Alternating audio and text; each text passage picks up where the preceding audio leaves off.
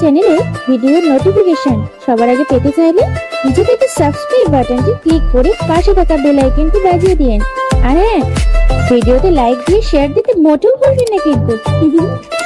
আজকে কলেজের প্রথম দিন, মানে হাই স্কুল জীবন শেষ করে কলেজ জীবন শুরু করতে যাচ্ছি।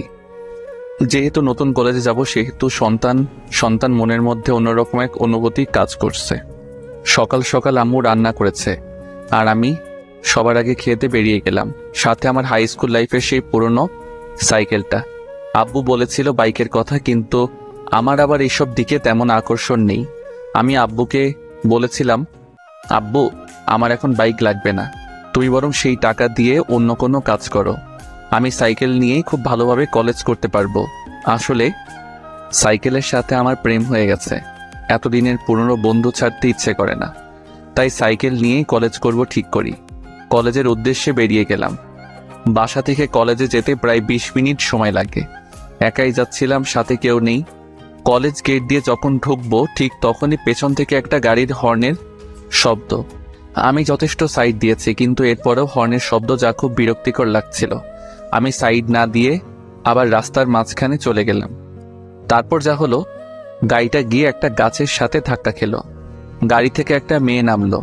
মেয়েটা নেমে আমাকে উদ্দেশ্য করে বলল, আরে ওই ছোট লোকের বাচ্চা, তোর জন্য আমার এত দামি গাড়ির কি অবস্থা হলো তুই দেখেছিস? আমি মেয়েটির কথা শুনে থামলাম। বিনা অপরাধে মেয়েটা আমাকে এইভাবে গালিগালাজ করতে পারে না। আমি নেমে মেয়েটির কাছে চলে গেলাম। তারপর, আচ্ছা, আপনি কি আমাকে উদ্দেশ্য করে কিছু বলেছেন? তোকে উদ্দেশ্য করে বলি নাই চান্দু, ওই চাঁদ দেখছিস সেটাকে বলেছি। দিনের বেলায় চাঁদ আসবে কোথা থেকে? তো এখানে তুই ছাড়া আর কে আছে শুনি? আমি তোকেই বলেছি। আচ্ছা, আমি কি করেছি শুনি একটু? কি করিস নাই সেটা বল। ফকিরের বাচ্চা, দেখ তোর জন্য আমার নতুন গাড়ির কি অবস্থা হলো। দেখুন, আপনি আমাকে গালি দিচ্ছেন সেটা ঠিক আছে, কিন্তু আপনি আমার আব্বু আম্মুকে তুলে গালি দিচ্ছেন কেন? ইচ্ছা হয়েছে তাই দিচ্ছি। তুই কি করবি শুনি? আমি আপনার কি করব? আর শুনুন, আমি তো আপনার কোনো ক্ষতি করি নাই।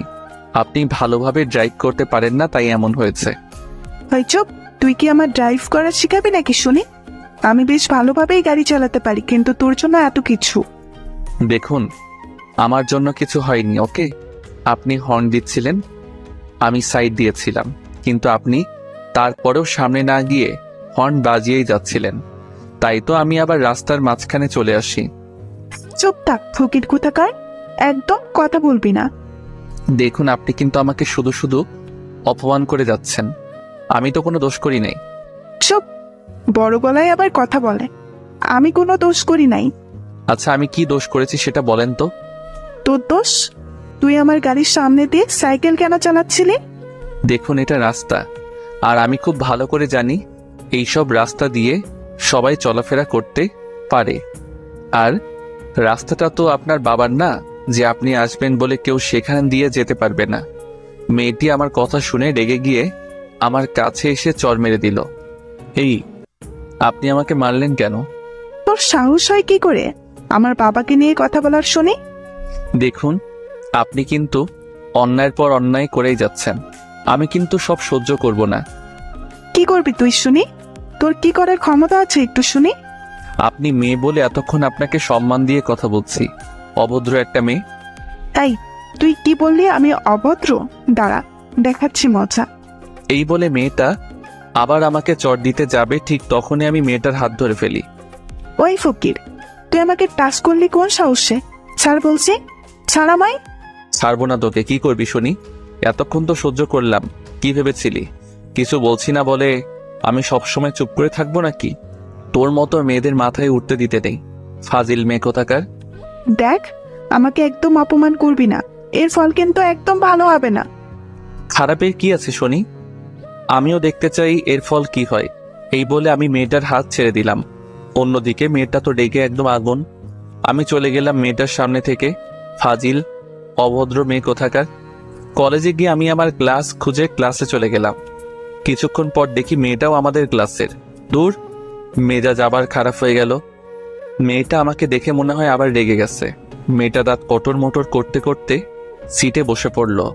আমি আর মেয়েটার দিকে লক্ষ্য না করে কিছু নতুন ফ্রেন্ড বানিয়ে নিলাম।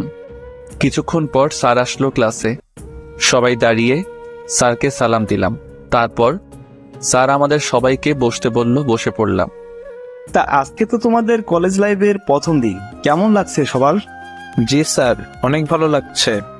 আজকে তো তোমাদের ক্লাস নেব না, সবার সাথে পরিচিত হব। এক এক করে সবাই পরিচয় দাও। আগে আমরা মানে ছেলেরা সবাই পরিচয় দিলাম, তারপর মেয়েদের পালা। একসময় সেই মেয়েটি নিজের পরিচয় দিল। মেয়েটির নাম তিশা। বাহ, বেশ সুন্দর নাম, কিন্তু নামের সাথে মেয়েটির কামের কোনো মিল নেই। একটা বদমেজাজি মেয়ে। মেয়েদের এত মেজাজ থাকা ভালো না। আর মেয়েটা তখন আমাকে চর মেরেছিল, সেই জায়গাটা এখনো ব্যথায় টনটন করছে। এত শক্তি বাবা! ক্লাস শেষ করে বাসায় ফিরছিলাম, নতুন বন্ধুদের সাথে খুব ভালো লাগছিল। একদিনই সবাই কেমন আপন করে নিয়েছে। আমি আমাদের বাসায় চলে গেলাম। বাসায় যাওয়ার পর কলিং বেল চাপতেই আম্মু দরজা খুলে দিল। আমি সরাসরি আমার রুমে চলে গেলাম। আসলে আমি আম্মুর কাছ থেকে লুকাতে চাইছিলাম যে আমার গালে কারো হাতের ছাপ আছে, সেটা আম্মু না দেখুক। কিছুক্ষণ পর আম্মু আমার রুমে আসলো, তারপর বলল, তোর গালে তো কোন কিসের দাগ দেখলাম বলতো? না আম্মু, তুমি কিসের দাগ দেখবে? মিথ্যা বলবি না, আমি দেখেছি, আর এখনো তোর গালের দাগগুলো খুব ভালোভাবে বোঝা যাচ্ছে। কিসের দাগ বল আমায়। না মানে আম্মু, আমি সাইকেল চালাচ্ছিলাম, তখন একটা মেয়ের সাথে ধাক্কা খেয়েছিলাম, তাই মেয়েটা আমাকে চর মেরেছিল। কিছুটা সত্যি কিছুটা মিথ্যা। পুরোটা সত্যি বলে দিলে এটা ওটা জিজ্ঞেস করে, কান ঝালাপালা করে দিবে। সেটা তো একটা দুর্ঘটনা মাত্র, তার জন্য কেউ এইভাবে মারে? আম্মু বাদ দাও তো, যা হবার হয়ে গেছে। আমার খুব ক্ষুধা পেয়েছে, আমাকে তাড়াতাড়ি খেতে দাও, আমাকে আবার খেলতে যেতে হবে। আচ্ছা, আমি খাবার বেড়ে দিচ্ছি, তুই তাড়াতাড়ি খেতে চলে আয়। তারপর খেতে গেলাম। খাওয়া দাওয়া শেষ করে আমি খেলতে মাঠে চলে গেলাম। ক্রিকেট খেলছিলাম। মাঠের অপর প্রান্ত দিয়ে একটা মেয়ে হেঁটে যাচ্ছিল, বল করলো, আর আমি ব্যাট সজোরে চালিয়ে দিলাম। ব্যাস, যা হবার তাই হলো। বল সোজা গিয়ে মেয়ের গায়ে লাগলো। মেয়ে তো রেগে একেবারে আগুন হয়ে গেছে। মেয়েটা বল হাতে নিয়ে দাঁড়িয়ে আছে। কেউ মেয়েটার কাছে যেতেই সাহস পাচ্ছে না। সবাই আমাকে জোর করে ধরে পাঠিয়ে দিল। যেহেতু বল আমি মেরেছি, আমি মেয়েটার কাছে যেতেই আরো অবাক। আরে, এই তো সকালে সেই মেয়েটা। আমি গেছি, এইবার আমি শেষ। তবু বুক ভরা সাহস নিয়ে আমি মেয়েটার কাছে গিয়ে বললাম, এই যে তিশা আপু, বলটা যদি দিতেন তাহলে খুব ভালো হতো। ওই, তুই আমাকে আপু বললি কেন? আমি কি তোর আপুর মতো নাকি? সরি, ভুল হয়ে গেছে খালাম্মা, এইবার দয়া করে বল দিন, আমাদের দেরি হয়ে যাচ্ছে। ইস রে, আগেরটাই ভালো ছিল। আর শোন, তুই বল পাবি না, যা ভাগ। প্লিজ বল দিন। বললাম না তুই বল পাবি না? তুইও খ্যানর খ্যানর করিস কেন? এমন ভাবে বলবেন না, প্লিজ বল দিন। আচ্ছা দিব, তবে তোকে কানে ধরতে হবে। বল, তুই রাজি? আমি আর কোনো উপায় না পেয়ে কানে ধরলাম। তারপর তিশা বলল, এইবারের মতো অল্পতেই ছেড়ে দিলাম, যদি আবার আমার সাথে পাঙ্কা নিতে আসিস তাহলে তোর খবর আছে। এই বলে তিশা আমার দিকে বল ছুঁড়ে মেরে চলে গেল। আমি মনে মনে বললাম, সবার সামনে আমাকে অপমান করার শোধ আমি তুলে নিব। বল নিয়ে চলে গেলাম, আবার খেলা শুরু। খেলা শেষ করে বাসায় ফিরছিলাম, তখন হঠাৎ করে বৃষ্টি নামলো। কি করব? হ্যাঁ, একটা যাত্রী ছাউনি আছে, আপাতত সেইখানে আশ্রয় নেওয়া শেষ হবে। আমি যাত্রী ছাউনির নিচে আশ্রয় নিলাম। বৃষ্টি শেষ, আমি বাসায় ফিরছিলাম, তখন দেখি তিশা আসছে। মাথায় দুষ্টমি বুদ্ধি ভর করলো। তিশা আমাকে দেখে আমার কাছে দিয়ে আসছিল। আমি আমার পাটা একটু বাড়িয়ে দিলাম, তারপর ধপাস, হায় হায়, তিশা পড়ে গেছে। আরে ওই ফাজিল ছোট লোক, তুই এটা কি করলি? কি করেছি আমি? তুই আমাকে ল্যাং মারলি কেন? আমি কোথায় ল্যাং মারলাম? তুমি নিজেই তো আমার পায়ের সাথে। চুপ, একদম চুপ, ফাজিল পোলা। আমি গেলাম, তুমি এভাবে বসে থাকো কেমন? প্লিজ আমাকে একটু উঠিয়ে দেন। সেটা আমি পারবো না, মেয়ে মানুষের গায়ে আমি হাত দিতে পারবো না। প্লিজ একটু ধরে তুলে দে। আমি পারবো না, আমি গেলাম। এই বলে আমি সেখান থেকে চলে আসলাম। পরদিন কলেজে স্যার ক্লাস করাচ্ছে, হঠাৎ তিশা চিৎকার দিয়ে উঠে বলল, স্যার, এটা কি ক্লাসরুম নাকি প্রেম করার জায়গা? কেন, তুমি এমন কথা কেন বললি? স্যার দেখুন, কে যেন আমাকে প্রেমপত্র ছুঁড়ে মেরেছে। কই দেখি দেখি। এই নিন স্যার, দেখুন। এমন কাজ কি করতে পারে? তিশা প্রথমে সবার দিকে তাকালো, তারপর আমাকে দেখিয়ে বলল, স্যার ওই ছেলেটাই মেরেছে। স্যার তখন আমাকে দাঁড় করালেন আর বললেন, এই, তুমি এই কাজ করেছো? স্যার আমি তো এইসবের কিছুই জানি না। স্যার ওই শয়তান ছেলে মিথ্যা কথা বলছে, ওই আমাকে প্রেমপত্র দিয়েছে। স্যার বিশ্বাস করুন, আমি দেই নাই। যে দিয়েছিল সেটা আমি জানি, কিন্তু বলছি না ঝামেলা হতে পারে। আমি চাইছি ব্যাপারটা অল্পতেই মিটে যাক। তোমার কোনো কথা আমি শুনতে চাই না। এই প্রথম দেখে তোমাকে ছোটখাটো শাস্তি দেব। কি শাস্তি স্যার? কান ধরে দাঁড়িয়ে থাকো। কিন্তু স্যার। কি, এই শাস্তি ভালো লাগে নাই? তাহলে চলো তোমাকে নিয়ে প্রিন্সিপালের কাছে যাই। না স্যার, ঠিক আছে, আমি কানে ধরছি। আর কিছু করার নেই, যার জন্য কানে ধরলাম সে আমার দিকে হা করে তাকিয়েছিল। যাক, শত্রু তো বাড়ালাম না। যার জন্য কানে ধরলাম সে আমার বন্ধু হবেই। আমি কানে ধরেছি আর তিশা মিটি মিটি হাসছে, সেটা দেখে আমার গা জ্বলে যাচ্ছে। না পারছি কিছু বলতে, না পারছি কিছু সহ্য করতে, শুধু জ্বলছি। ক্লাস শেষে আমি বাইরে বের হয়ে ক্যাম্পাসে চলে গেলাম। একা বসেছিলাম, ক্লাসে সবার সামনে কানে ধরেছি, সবাই আমার দিকে চেয়ে হাসছে, সেটা আমার খুব খারাপ লাগছে। একা বসেছিলাম, তখন কোথা থেকে যেন তিশা এসে আমার গালে চড় বসিয়ে দিল। আমি তো হতবাক, সাথে ক্যাম্পাসের সবাইও। আমি গালে হাত দিয়ে বললাম, এই তুমি আমাকে মারলে কেন? বেশ করেছি, মেরেছি। তোর মতো ছোট লোক কি করে ভাবলো তুই আমাকে প্রেমপত্র দিবি আর আমি রাজি হয়ে যাব? আমি তোমাকে প্রেমপত্র দিতে যাব কোন দুঃখে শুনি? এখন আবার ন্যাকা সাজা হচ্ছে? তুই যে একটা বদ ছেলে সেটা আমার বোঝা হয়ে গেছে। দেখ, তোকে শেষবারের মতো বলে দিচ্ছি, তুই ওই সব ধান্দা মাথা থেকে বের করে দে। তোর মতো ফকিরকে আমি ভালোবাসি না, আর কোনোদিন ভালোবাসবো না। তোর মতো ছেলেদের করুণা করা চাই, কিন্তু ভালোবাসা চায় না। আমি তো তোমাকে ভালোবাসি না, তাহলে এত কথা আসছে কোথা থেকে শুনি? ভালোবাসিস না? না, তাহলে প্রেমপত্র দিলি কেন? আমি তোমাকে কোনো প্রেমপত্র দেই নাই। এখন আবার মিথ্যা বলা হচ্ছে, তাই না? তখন পেছন থেকে একটা ছেলে বলে, ও কোনো মিথ্যা কথা বলে নাই, ও সত্যি কোনো প্রেমপত্র দেয় নাই।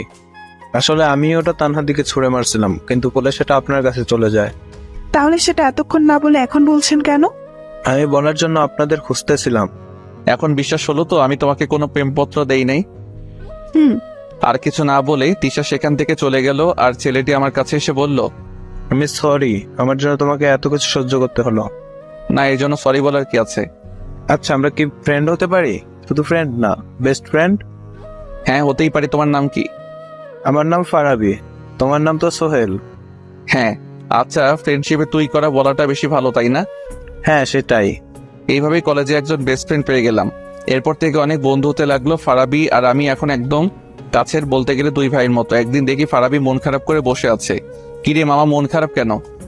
আর বলিস না, আমি তানহাকে এত ভালোবাসি, কিন্তু আমি সেটা এখনো তানহাকে বলতেই পারলাম না। তুই তো একটা গাধা, তাই বলতে পারিস নাই। আচ্ছা, কাল কলেজে চল, আমি সব ম্যানেজ করে দিব। কিভাবে কি করবি দোস্ত? সেটা কালকেই দেখতে পারবি। পরদিন কলেজে ফারাবি আর আমি অনেক আগেই কলেজে চলে এসেছি। দেখি তানহা আর ওর বান্ধবীগুলো আসছে। আমি তানহার সামনে গিয়ে বললাম, তানহা, তোমার সাথে আমার কিছু কথা ছিল। জি বলো, কি কথা? দেখো, বেশি ঘুরিয়ে পেঁচিয়ে বলতে পারবো না, আমার বন্ধু ফারাবি তোমাকে ভালোবাসে। আপনার বন্ধু ফারাবি আমাকে ভালোবাসে, সেটা আপনার বন্ধুর ব্যাপার, কিন্তু আমি অন্য এক ফারাবিকে ভালোবাসি, ক্লাস 10 থেকে। কিন্তু আমার বন্ধু তো তোমাকে অনেক ভালোবাসে। প্লিজ ফারাবিকে ফিরিয়ে দিও না। সরি, আমার পক্ষে সম্ভব নয়। আমি মন খারাপ করে ফারাবির কাছে চলে গেলাম। তারপর, দোস্ত, তুই তানহাকে ভুলে যা। কেন? কথা কেন বললি? তানহা নাকি অন্য কোনো এক ফারাবিকে ভালোবাসে। দাঁড়া, তানহার মজা বের করতেছি। গত 1 বছর যাবত আমি ওর পেছনে ঘুরছি। ফারাবি গিয়ে তানহার সামনে দাঁড়িয়ে, এই, তোমার পেছনে ঘুরছি আর তুমি অন্য কোনো ফারাবিকে ভালোবাসো? না মানে, আমি অন্য কাউকে ভালোবাসি। আর এই কথা তোমাকে কে বলেছে শুনি? কেন? আমার বন্ধু বলল তুমি নাকি অন্য কোনো ফারাবিকে নাকি ভালোবাসো। কে? তোমার বন্ধু? এই তো আমার বন্ধু। আরে, আমি কি জানতাম নাকি এনি তোমার বন্ধু? আমি তো ভাবছি এনি যার কথা বলছে আর আমি যাকে ভালোবাসি দুজন আলাদা মানুষ। তার মানে তুমিও আমাকে? হ্যাঁ। তাহলে তুমি যে বলেছো 1 বছর ধরে ভালোবাসো? হ্যাঁ, বাসি তো। আমি তোমাকে গত 1 বছর ধরে ভালোবাসি, অনেক ভালোবাসি তোমাকে। তাহলে এতদিন বললে না কেন? কেন? আমি কেন বলবো? তুমি বললে না কেন? আচ্ছা, তোরা দুজন কথা বল, আমরা না হয় অন্য জায়গায় গিয়ে বসি, কেমন? তারপর আমি আর তানহার বান্ধবীরা অন্য জায়গায় এসে বসে পড়লাম, তাদের সাথে কথা বলতে লাগলাম। তখন কোথা থেকে যেন তিশা এসে বলল, কি ব্যাপার, সেদিন আমাকে লাভ লেটার দিয়ে কাজ হয়নি বলে আজ আবার নতুন কারো খোঁজ করছিস নাকি? দেখো, তুমি যখন তখন এসে এইভাবে আবল তাবল কোনো কথা বলবে না। এরা সবাই আমার ফ্রেন্ড। ফ্রেন্ড না ছাই, তোকে আমি খুব ভালোভাবেই চিনে গেছি। তখন তানহার এক বান্ধবী নাম অধরা সে বলে উঠল, দেখুন, সে যদি আমাদের কারোর সাথে প্রেম করে তাতে আপনার সমস্যা কোথায় শুনি? আপনি তো আর তার গার্লফ্রেন্ড না যে আপনার প্রবলেম হবে। কি রে, তুই ওর হয়ে এত কথা বলছিস? তুই কে শুনি? ওকে ভালোবাসিস নাকি? যদি ভালোবাসি তাতে আপনার কোনো সমস্যা আছে নাকি শুনি? আমার কেন সমস্যা হতে যাবে? তাহলে এখানে এত কথা না বলে এখান থেকে জানতো। কেন? আমি কি তোদের প্রেমে সমস্যা করছি নাকি? দেখুন, আমরা এখানে প্রেম করছি না, আমরা জাস্ট ফ্রেন্ড। আর আপনি চাইলে আমাদের সাথে যোগ দিতে পারেন। আমার বইয়েই গেছে তোদের মতো মানুষদের সাথে আড্ডা দিব। থাক তোরা। তিশা চলে গেল। এই মেয়ের মতিগতি কিছুই বুঝি না, যখন তখন অপমান করে। আমি এই মেয়ের কি এমন ক্ষতি করেছিলাম যে যখন তখন অপমান করে? ভালো লাগে না। এই, আপনার কি মন খারাপ? না, মন খারাপ কেন থাকবে? আরে ওই মেয়ের কথাই কিছু মনে করবেন না। যে যেমন সে তেমনই ভাববে। সে নিজে হয়তো অন্য কারোর সাথে প্রেম করে, তাই আপনাকে আমাদের সাথে বসে থাকতে দেখে বলছে আপনি প্রেম করছেন। আচ্ছা, ফারাবিকে কিভাবে চিনলেন? ওই যে সেই দিনের কথা মনে আছে, যেদিন ক্লাসে আমি কান ধরে দাঁড়িয়েছিলাম? হ্যাঁ আছে। জানেন, আপনাকে অনেক কিউট লাগছিল সেদিন। এত হাসার কি হলো? না মানে আপনাকে পিচ্চি একটা ছেলের মতো মনে হচ্ছিল। ওই, আপনি কি রাগ করলেন নাকি? না, রাগ কেন করব? আচ্ছা তাহলে এবার বলুন, ফারাবিকে আপনি কিভাবে চিনলেন? মানে আপনাদের পরিচয় হলো কিভাবে? সেদিন ফারাবি আপনার বান্ধবীকে চিঠি ছুঁড়ে মেরেছিল নিচ থেকে, সেটা তিশার কাছে চলে যায়। আর তারপরের ঘটনা আপনি জানেন। আর ফারাবি যখন তিশাকে চিঠি ছুঁড়ে মেরেছিল সেটা আমি দেখছিলাম, কিন্তু তারপরেও আমি সেটা বলি নাই। তারপরে থেকেই আমাদের ফ্রেন্ডশিপ হয়ে যায়। আপনি সব জেনেও কিছু বলেন নাই? পিচ্ছি। আচ্ছা, আমরা তো সেম ইয়ারেই পড়ি। তুমি করে বলবো আমরা। আপনি বলাটা আমার একদম ভালো লাগছে না। আচ্ছা, আপনার যা ইচ্ছা বলুন। শুধু আমি কেন বলবো, আপনাকেও বলতে হবে। কিন্তু? কোনো কিন্তু নয়, এখন থেকে আমি তোমাকে তুমি আর তুমিও আমাকে তুমি করেই বলবে, মনে থাকে যেন। আচ্ছা, থাকবে। ওই, এই দুইজনকে সে কখন ছেড়ে এসেছি, এখনো তাদের কোনো খোঁজ খবরই নেই। কি করছে চলো গিয়ে দেখি। হ্যাঁ চলো। তারপর আমি, অধরা আর তার বান্ধবীরা চলে গেলাম। দেখি ফারাবি মাত্র একে অপরকে জড়িয়ে ধরতে যাবে, ঠিক তখনই মামা ভাগ সারাইলো। ফারাবি তো তানহাকে ছেড়ে সোজা দৌড়। এদিকে আমি, অধরা, বাকি সবাই হাসতে হাসতে শেষ। তানহাও যোগ দিল আমাদের সাথে। ফারাবি আসলে একটা মহাবিদু। আমাকে এতদিন ধরে ভালোবাসে, কিন্তু বলার সাহস পাইনি। আর দেখুন, আপনার মিথ্যে কথা শুনে কিভাবে দৌড় দিল। আবার সবাই হাসতে লাগলাম। সেদিন আর তেমন কিছু হলো না। পরদিন কলেজে আমি যথারীতি সাইকেল নিয়ে কলেজে যাচ্ছি। সামনে একটা মেয়ে হেঁটে যাচ্ছে। কয়েকবার বেল দিলাম কিন্তু আমাকে সাইড দিচ্ছে না। আমি যে একটু কাটিয়ে যাব সেটাও করতে দিচ্ছে না। বারবার বেল দিচ্ছি। একসময় মেয়েটা পেছন ঘুরে তাকালো। আরে এটা তো তিশা, কি ব্যাপার, এতবার বেল দিচ্ছি, সাইড দিচ্ছ না কেন? আমার ইচ্ছা হচ্ছে তাই দিচ্ছি না। আর তোর এই খ্যাতমার্কা সাইকেলের বেল আমার কান ঝালাপালা করে দিচ্ছে। বাসায় রেখে আসতে পারিস না এই ভাঙারি ব্যাটারিকে? দেখো, তুমি আমায় যা ইচ্ছা বলো, কিন্তু আমার সাইকেল নিয়ে কিছু বলবা না। তিশা আমার কথা শুনে মনে হয় রেগে গেল। তারপর তিশা আমার সাইকেলে এত জোরে লাথি মারলো, সাইকেল আমার হাত থেকে ছুটে পড়ে গেল। তিশা যখন আমার সাইকেলে লাথি মারছিল আমার মনে হচ্ছিল সে আমার বুকে লাথি মারছে। আমি নীরব হয়ে গেলাম। কিরে, এমন চুপ করে আছিস কেন? ধর তোর সাইকেলের মতো, তুইও খ্যাত থাক। তিশা চলে গেছে, কিন্তু আমি তখনও সেখানে দাঁড়িয়ে আছি। বেস্ট ফ্রেন্ডকে অপমান করলে যেমন কষ্ট হয়, আমারও তেমন কষ্ট হচ্ছিল। আমি দাঁড়িয়ে আছি, তখন কোথা থেকে অধরা এসে আমাকে বলল, আরে তুমি এখানে এইভাবে দাঁড়িয়ে আছো কেন? আর তোমার সাইকেল এভাবে পড়ে আছে কেন? আরে তুমি কাঁদছো কেন? কি হয়েছে? আমি তখন অধরাকে সব বললাম। অধরা আমার কথা শুনে খানিক মুচকি হাসি দিয়ে বলল, ওই জন্য কেউ কাঁদে, বোকা ছেলে? অধরা আমার সাইকেলে উঠিয়ে আমাকে বলল, তুমি সাইকেল চালাও, আমিও তোমার সাইকেলে চড়ে যাব। কিন্তু যেটা বলেছি সেটা করো। আমি আর কি করব? আমি সাইকেলে উঠে বসলাম আর অধরা পেছনে না বসে সামনে বসলো। আমি সাইকেল চালাতে শুরু করলাম। একটা গান আছে না, চলে আমার সাইকেল ওই উইরা উইরা, আমারও সেই গান গাইতে ইচ্ছে করছে। আচ্ছা সোহেল, জানো আমার এখন অনেক ভালো লাগছে। কেন এত ভালো কেন লাগছে? সেটা আমি বলতে পারছি না, কিন্তু অনেক ভালো লাগছে সেটা বুঝতে পারছি সোহেল। আচ্ছা, বুঝতে হবে না, আমাকে সাইকেল চালাতে দাও, এত তিরিং বিরিং করো না। আচ্ছা ঠিক আছে। আমি সাইকেল চালিয়ে কলেজ পর্যন্ত আসলাম। সবাই অবাক আমাদের দেখে, হা করে তাকিয়ে আছে আমাদের দিকে। তিশাও অবাক। তিশা মনে হচ্ছে একটু বেশি অবাক হয়েছে। তিশা হা করে তাকিয়েছিল আমাদের দেখে। এই তুমি এখানে নামালে কেন? সাইকেল জায়গা মতো রেখে আসি। আচ্ছা যাও, তাড়াতাড়ি এসো, আমি চলে গেলাম। তিশা আমার কাছে এসে বলল, কিরে, আজকাল কি সাইকেলে যাত্রী উঠানো শুরু করলি নাকি? নিশ্চুপ, কোনো কথা বলছি না। সকালে তিশা আমার সাথে যা করেছে তার জন্য আমি তিশাকে কোনোদিন মাফ করতে পারবো না। কিরে, কথা বলছিস না কেন? বোবা হয়ে গেলি নাকি? দেখো, তোমার সাথে আমার কথা বলার কোনো ইচ্ছা নাই। তাহলে কি আছে? কোনো কিছুর ইচ্ছা নাই। তুমি প্লিজ আমার সাথে এমন ব্যবহার করা ছেড়ে দাও। আমি তো তোমার কোনো ক্ষতি করি নাই। তা না করলে কিন্তু তুই আমার সাথে বেয়াদবি করেছিস, তার ফল তোকে তো একটু ভোগ করতেই হবে, তাই না? যদি তুমি আমার উপর প্রতিশোধ নিতে চাও তাহলে একদিনে সব প্রতিশোধ নিয়ে নাও, কিন্তু এইভাবে প্রতিদিন আমার সাথে এমন করো না। আমারও সহ্য করার একটা সীমা আছে। আমার যা ইচ্ছা আমি তাই করব।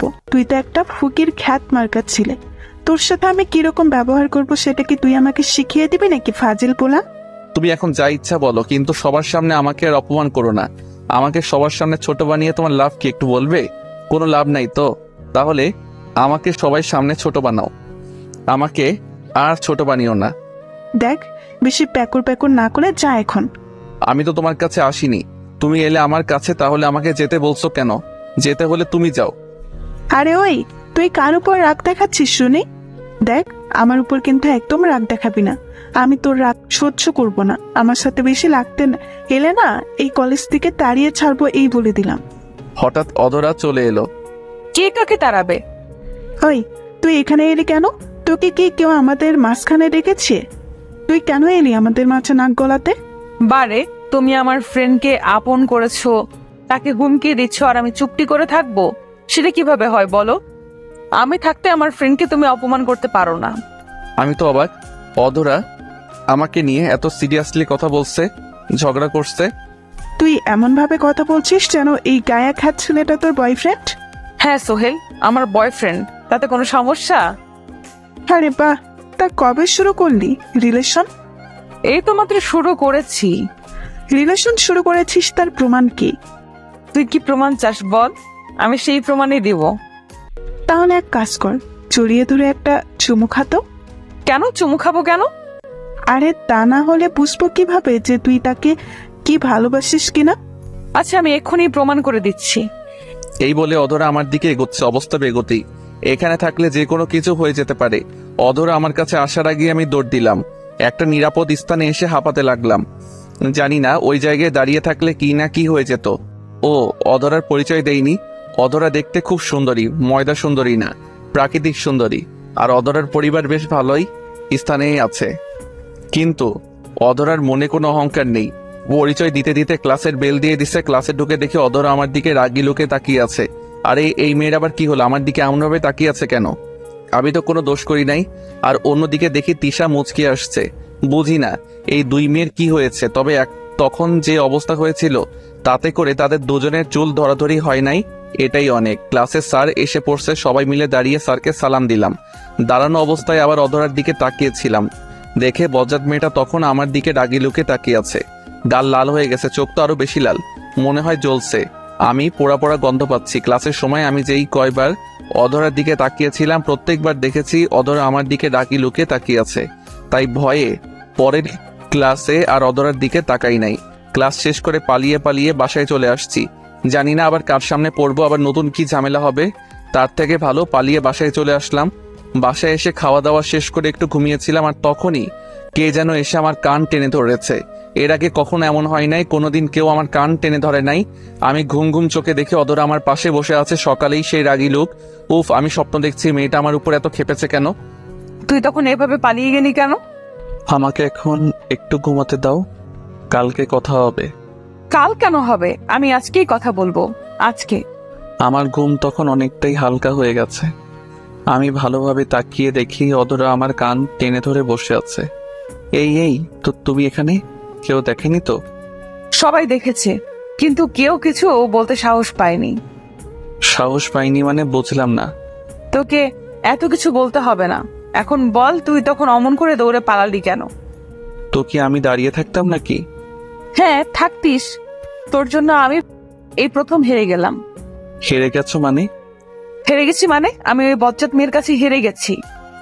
জানিস, তুই চলে যাবার পর বজ্জাত মেয়েটা আমাকে অনেকগুলো কথা শুনিয়েছে। সেখানে আমার কি দোষ? সব তোর দোষ। তুই তখন সেখানে দাঁড়িয়ে থাকলে তো সবকিছু মিটে যেত। তুমি যে আমাকে কিস করতে আসছিলে তার জন্যই তো পালিয়ে গেছি। একটা কিস খেলে কি এমন ক্ষতি হতো শুনি? বাড়ি আমার লজ্জা লাগে না বুঝি? পাইছে রে আমার লজ্জাবতী। আচ্ছা সব কথা পরে, আগে বলো তো তুমি আমাদের বাসায় কিভাবে আসলে? আবার আব্বু আম্মু তোমাকে কিছু বললো না?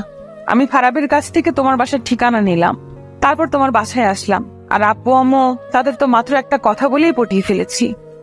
কি এমন কথা বলছো? বলতে লজ্জা করছে। লজ্জা করে? কিন্তু কেন? না মানে আমি বলেছি আমি তাদের ছোট ছেলের হবু বউ, দুষ্টুমির হাসি দিয়ে। কি তুমি এই কথা বলেছো? এত চিৎকার করার কি আছে? এই তুমি কি আমাকে মারতে চাচ্ছ নাকি? আব্বু আম্মু তোমাকে কিছু বলে নাই? কি বলবে, শুধু বলেছে আগে ভালো মতো পরীক্ষায় পাশ করব, তারপর যা হবার হবে। হ্যাঁ তোমার যা হবার তাই হবে, কিন্তু আমার মনে হচ্ছে এইবার আমাকে এই বাড়ি চিরদিনের জন্য ছাড়তে হবে। সমস্যা নেই, আমাদের বাসা তোমার জন্য আছে তো। চুপ করো। তোমাকে কে বলতে বলেছিল ওইসব মিথ্যা কথা? কেউ না। কে বলতে বলবে? আমার ইচ্ছে হয়েছে তাই বলেছি। আর আমার শ্বশুর শাশুড়ি মনে হয় আমাকে পছন্দ করেছে, তাই তো বেশি কিছু বলে নাই। ওই ভাই কেউ এই বজ্জাত মেয়েকে একটু বোঝান তো, না হলে আমাকে একটা বিমান দেন, আমি উগান্ডা চলে যাব। এই মেয়ে বলে কি প্রথমেই শ্বশুর শাশুড়ি বানিয়ে ফেললো, মাথায় মনে হয় বড় ধরনের প্রবলেম আছে। এই তুমি কি ভাবছো? না তেমন কিছু না। আব্বু আম্মু কি সত্যি বাসায় আছে নাকি আজ খালি বাসা? না, ওনারা তো নিচেই বসে আছে। আমি যখন এলাম তখন তারা নিচেই বসেছিল। এখন কোথায় গেছে আমি কি করে বলবো? আমি তাড়াতাড়ি করে নিচে এলাম, দেখি আব্বু আম্মু নিচেই বসে আছে। এই রে, আমি এবার শেষ, আমি এইবার মরবো। আব্বু আমাকে দেখে ডাক দিল। আমি ভয়ে ভয়ে আব্বুর কাছে গেলাম। কিরে এসব কি শুনছি? কতদিন ধরে চলছে এসব? আব্বু আমি এইসবের কিচ্ছু জানি না। হয়েছে, এখন আর মিথ্যা বলার কোনো দরকার নেই। শুন, মন দিয়ে পড়ালেখা কর। আর প্রেম করছিস ভালো কথা, আমাদের কাছে লোকালি কেন? আরে আব্বু দেখি রাগ না করে আমার সাথে ভালোভাবেই কথা বলছে, কিন্তু আব্বু সত্যিটা না জেনে মিথ্যাটা সত্যি ধরে নিল। দৌড় ভালো লাগে না। আচ্ছা, মেয়েটা সেই কখন আমাদের বাসায় এসেছে, ওকে কিছু খেতে দাও। না আমি এখন কিছু খাবো না, আমাকে বাসায় যেতে হবে। আরো কিছুক্ষণ থেকে গেলে ভালো লাগতো। না আম্মু, ওর না একদিন। কি বজ্জাত মেয়ে, এখনই আমার আম্মুকে আম্মু বলে ডাকতে শুরু করেছে। আচ্ছা সোহেল, ও যখন চলে যেতে চাইছে তাহলে এক কাজ কর, তুই গিয়ে অধরাকে একটু এগিয়ে দিয়ে আয়। আমি আব্বুর কথায় রাজি হয়ে গেলাম, কারণ আমাকে জানতে হবে অধরা আমার বাসায় মিথ্যা কথা কেন বলল। আমি আর অধরা বাসার বাইরে চলে এসেছি। এই তুমি আমার বাসায় মিথ্যা কথা বললে কেন? আমি চাইছিলাম আমি মিথ্যা বলে তোমাকে একটু বকুনি খাওয়াবো, কিন্তু পরে সব সত্যি বলে দিব। কিন্তু আব্বু আম্মু তো আমাকে তাদের ছেলের বউ বানাতে রাজিই আছে, তাই আর সত্যি বললাম না। হ্যাঁ খুব ভালো করেছো, আমাকে উদ্ধার করেছো সত্যি না বলে। অধরার সাথে ঝগড়া করতে করতে অধরাকে তাদের বাসায় পৌঁছে দিয়ে আসলাম। বাসায় আসার পর আম্মু আবার কান টেনে ধরলো আর বলল, আমাদের না জানিয়ে বউ খোঁজা হয়ে গেল। দেখো আম্মু, ওই বজ্জাত মেয়েটা মিথ্যা বলছে। মিথ্যা না, সত্যি সেটা আমি জানি না, আর জানতে চাইও না। ছেলের বউ হিসাবে মেয়েটাকে আমার ভালোই লাগলো। ধুর আম্মু তুমিও না। আমি চলে গেলাম। এইভাবে যেতে লাগলো দিনগুলো। তিশা আমাকে অপমান করে আর অধরা আগলে রাখে। এর কিছুদিন পর অধরা আবার আমাদের বাসায় আসলো। এসে আব্বু আম্মুকে বলল তার সাথে নাকি তার কোনো এক ফ্রেন্ডের বাসায় যেতে হবে, কিসের নাকি পার্টি আছে। আমি যেতে না চাইলেও আব্বু আম্মু আমাকে জোর করেই পাঠিয়ে দিল। আমি গাড়িতে উঠে অধরাকে জিজ্ঞেস করলাম, আচ্ছা আমাকে সাথে না নিলেও তো পারতে। হ্যাঁ পারতাম, কিন্তু যে পার্টিতে যাচ্ছি সেখানে সবাই কম বেশি মিঙ্গেল, তাই ভাবলাম আমি একা সিঙ্গেল থাকি যদি, তাই তোমাকে নিয়ে যাচ্ছি। এই মেয়ে আসলে একটা বড় পাগল। পার্টিতে গিয়ে আমি আর অধরা পাশাপাশি হাঁটছি। এক সময় অধরা আমার হাত ধরলো। কি হলো এটা, তুমি আমার হাত ধরলে কেন? আশেপাশে দেখো সবাই হাত ধরে হাঁটছে। আমি আর অধরা হাঁটছি, এমন সময় তিশা আমাদের সামনে আমাদের দেখে প্রচন্ড রেগে গেছে। চোখ দুটি লাল হয়ে গেছে, মনে হয় আমাদের দুজনকে খেয়ে ফেলবে। রে সেদিন তো আমাকে খুব কথা শুনিয়েছিলি সোহেল নাকি আমাকে ভালোবাসে না। এই দেখ আমি আর সোহেল আজ একসাথে হাত ধরে হাঁটছি, আর সোহেল আমাকে খুব ভালোবাসে বুঝলি। ফাজিল মেয়ে, এতদিন তোর জন্য অনেক অপমান মুখ বুজে সহ্য করেছি, কিন্তু আর সহ্য করব না। কিসের এত দেমাগ শুনি? তোর বাবা বড় লোক তাই? হ্যাঁ, আমার বাবা বড় লোক, তাই আমার এত দেমাক। আরে থাম থাম, শুধু কি তোর একার বাবাই বড় লোক নাকি? অন্য কারোর বাবা বড় লোক হতে পারে না? শুন, তুই এতদিন সোহেলকে অকারণে অনেক অপমান করেছিস, কিন্তু এরপর থেকে ভুলেও আর তাকে তুই অপমান তো দূরের কথা, তার ধারে কাছেও আসবি না, এ বলে দিলাম। তুই বলার কি?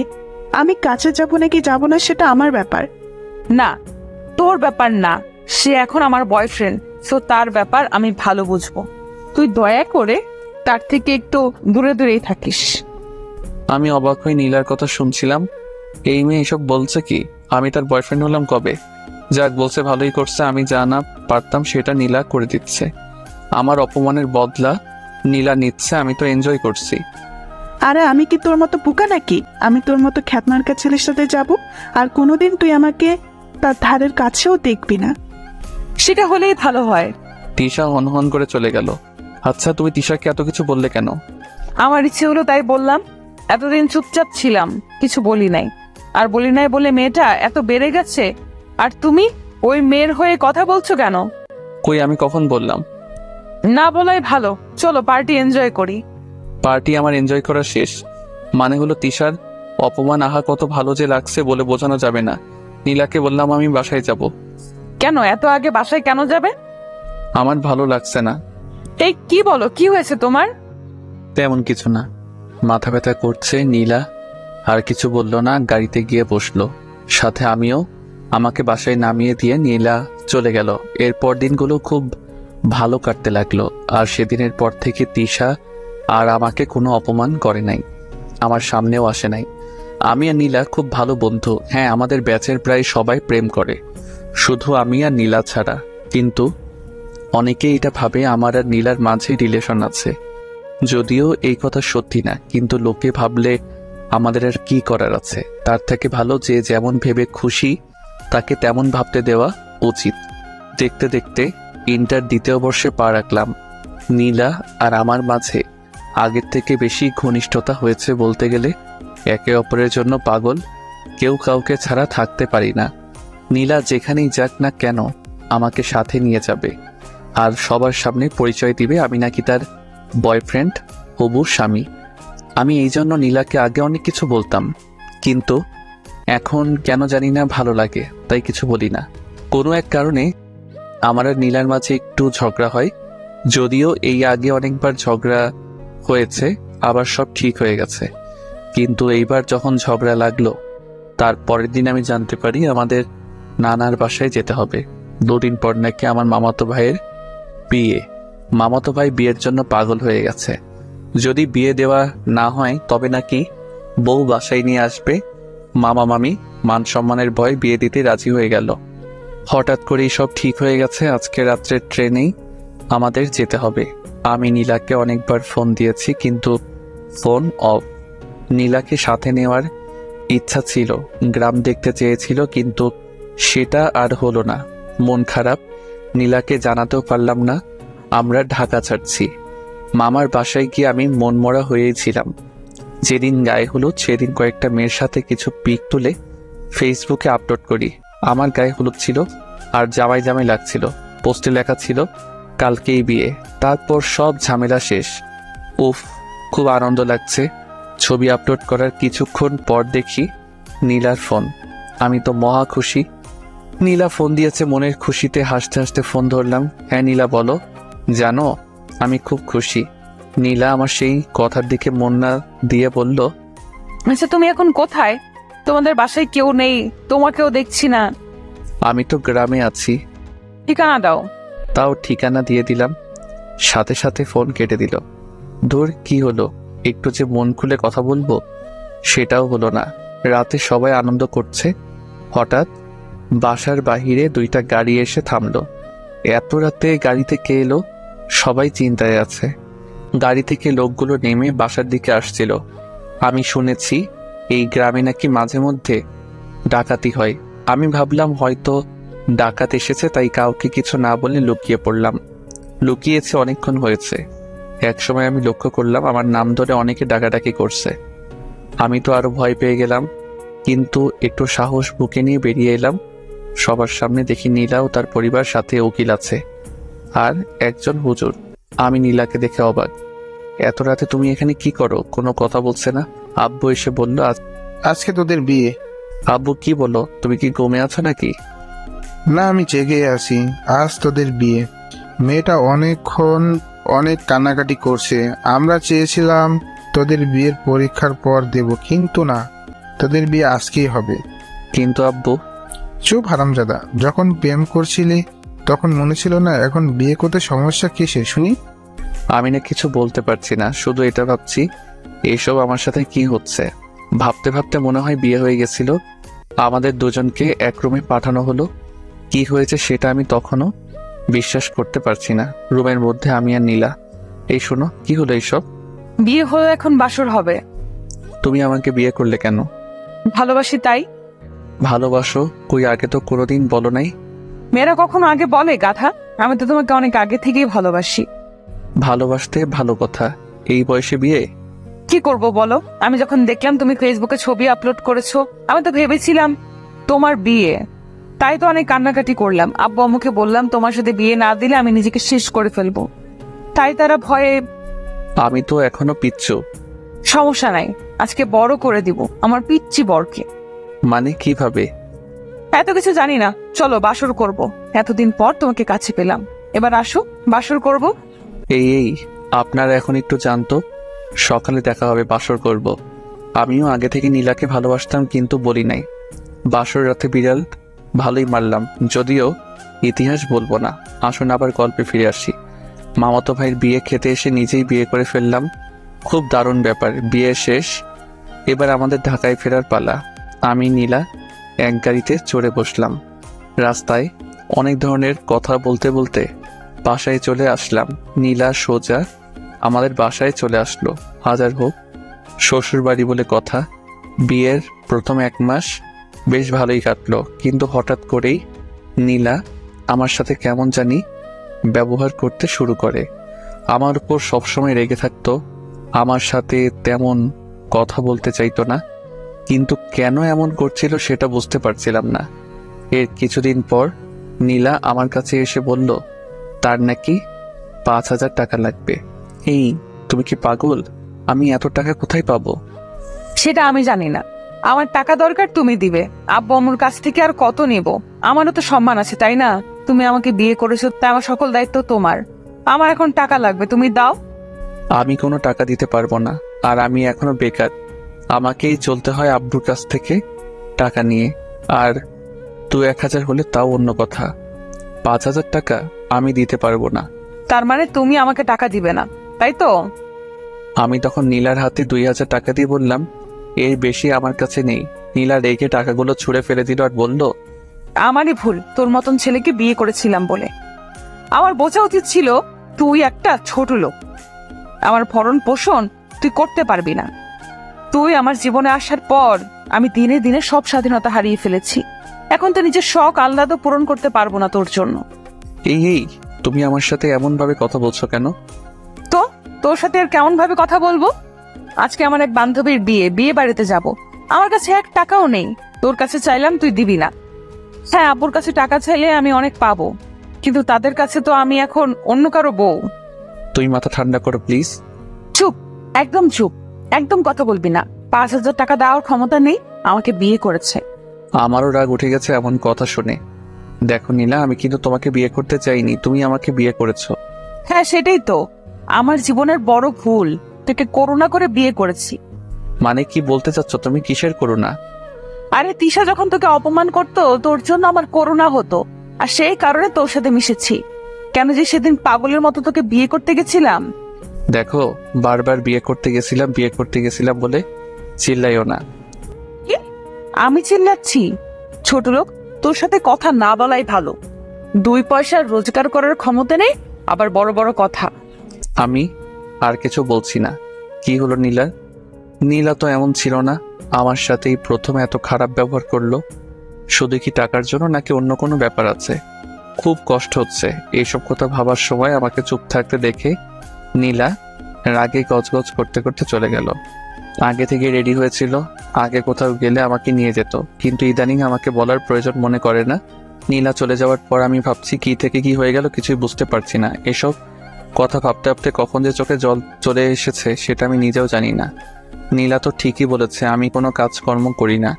নীলাকে বিয়ে করে ওর জীবন তো সত্যিই নষ্ট করে দিয়েছি। আসলে বড়লোকদের মনে কি চলে তা কেউ জানেও না, বুঝতেও পারে না। নীলার ক্ষেত্রেও তাই হলো, কিন্তু বিয়ে যখন হয়েই গেছে একটু মানিয়ে নিলেই তো হতো। নীলা বাসা থেকে গেছে অনেকক্ষণ হয়ে গেছে, কিন্তু এখনো নীলা বাসায় আসছে না। অনেক রাত হয়ে গেছে, ফোন দিচ্ছি কিন্তু ফোন বারবার বন্ধ বলছে। খুব চিন্তা হচ্ছে নীলার জন্য, নানা রকম চিন্তা ভাবনা করছি। এরই মাঝে বাসার কলিং বেলের শব্দ। আমি রুম থেকে দৌড়ে বের হলাম কে এসেছে সেটা দেখার জন্য। নীলা এসেছে। নীলাকে দেখে মনে শান্তির পর্ব ফিরে আসলো।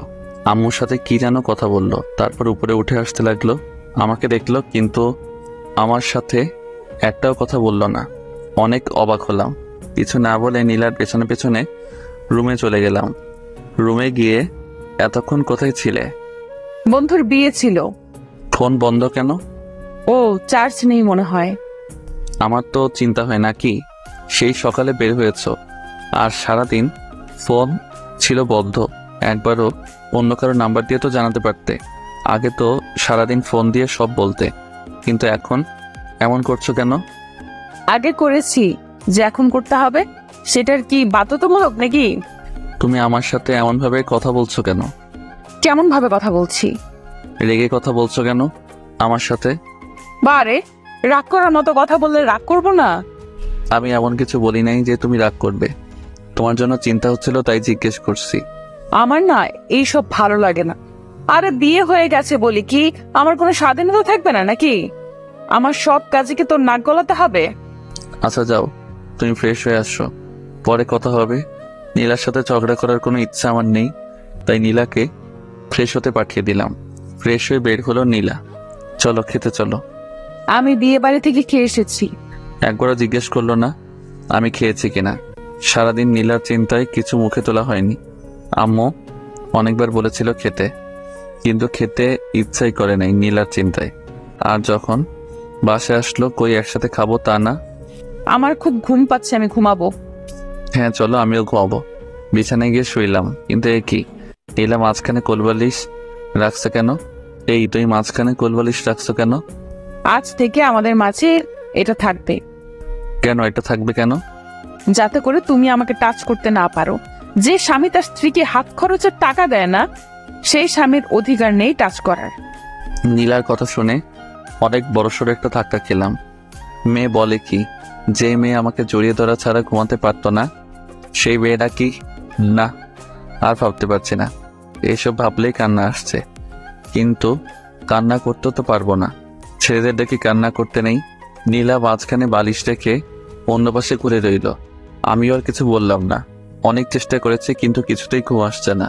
আসলে নীলা জড়িয়ে না ধরলে ঘুম আসে না, কেমন জানি একটা বদভ্যাস হয়ে গেছে অল্প কয়েকদিনে। অনেক রাত হয়ে গেছে, ঘুম আসছে না। এতক্ষণে নীলা নিশ্চয়ই ঘুমিয়ে পড়েছে, তাই আমি কোলবালিশ সরিয়ে নীলাকে জড়িয়ে ধরলাম। এই তো এখন ঘুম আসছে, প্রায় ঘুম চলে এসেছে। তখন নীলা হাস করে একটা চড় আমার গালে বসিয়ে দিল। উফ কি ব্যথা! ওই তোরে বলেছিলাম তুই আমাকে টাচ করবি না, কিন্তু তোর সাহস হলোটা কি করে আমাকে টাচ করার?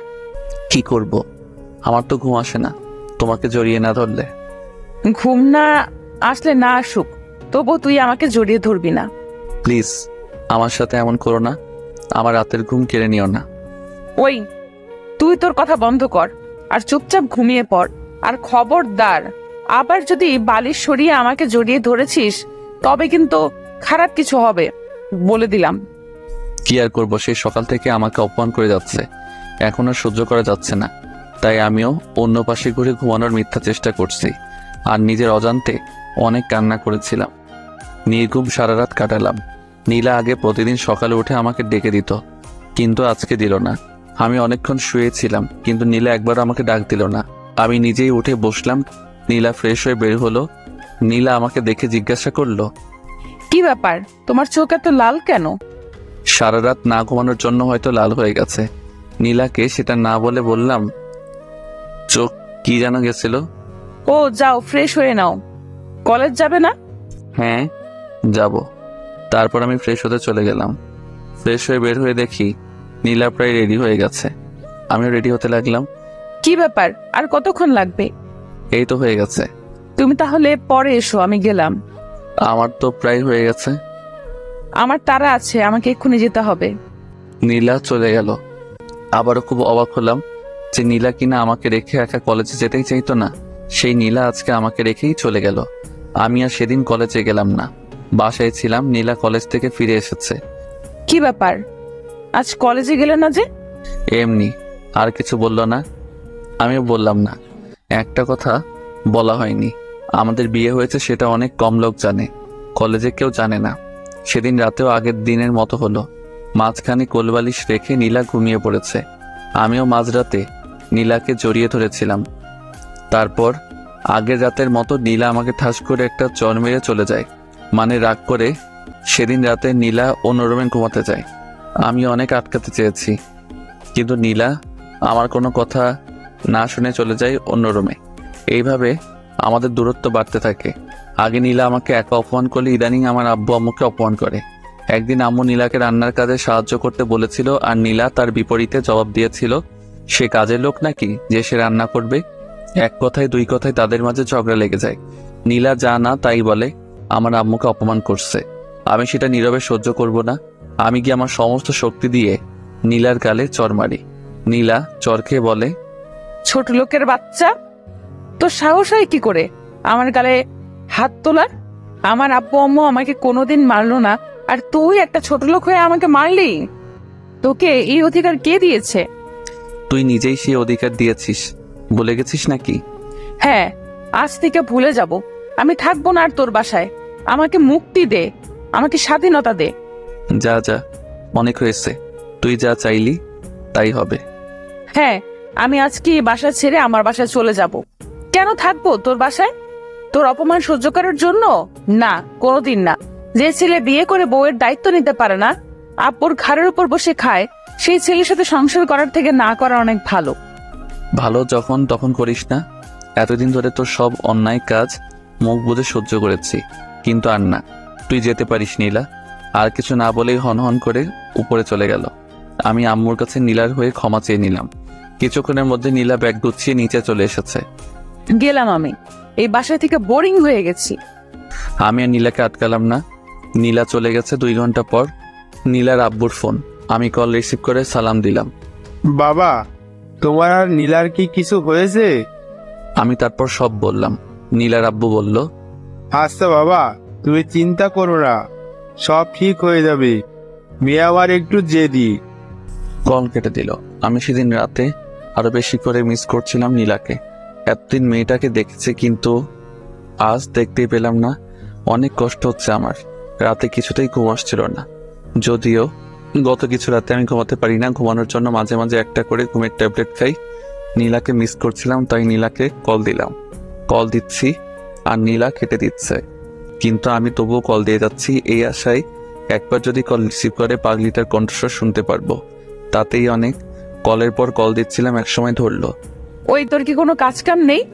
এত রাতে আমাকে এতবার করে ফোন দিচ্ছিস কেন? হ্যাঁ, ও হ্যাঁ, তুই তো সত্যিই কোনো কাজ কাম নেই, সারাদিন টোটো করে ঘুরে বেড়ানো ছাড়া।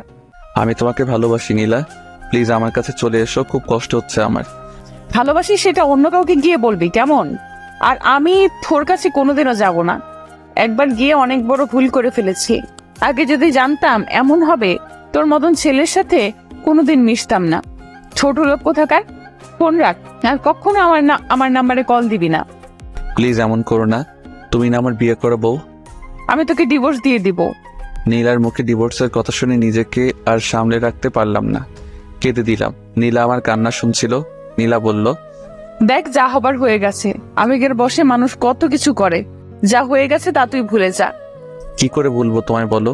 কি করে বলবো তোমার সাথে কাটানো দিনগুলো? আমি বলতে পারবো না, আমার পক্ষে সম্ভব না।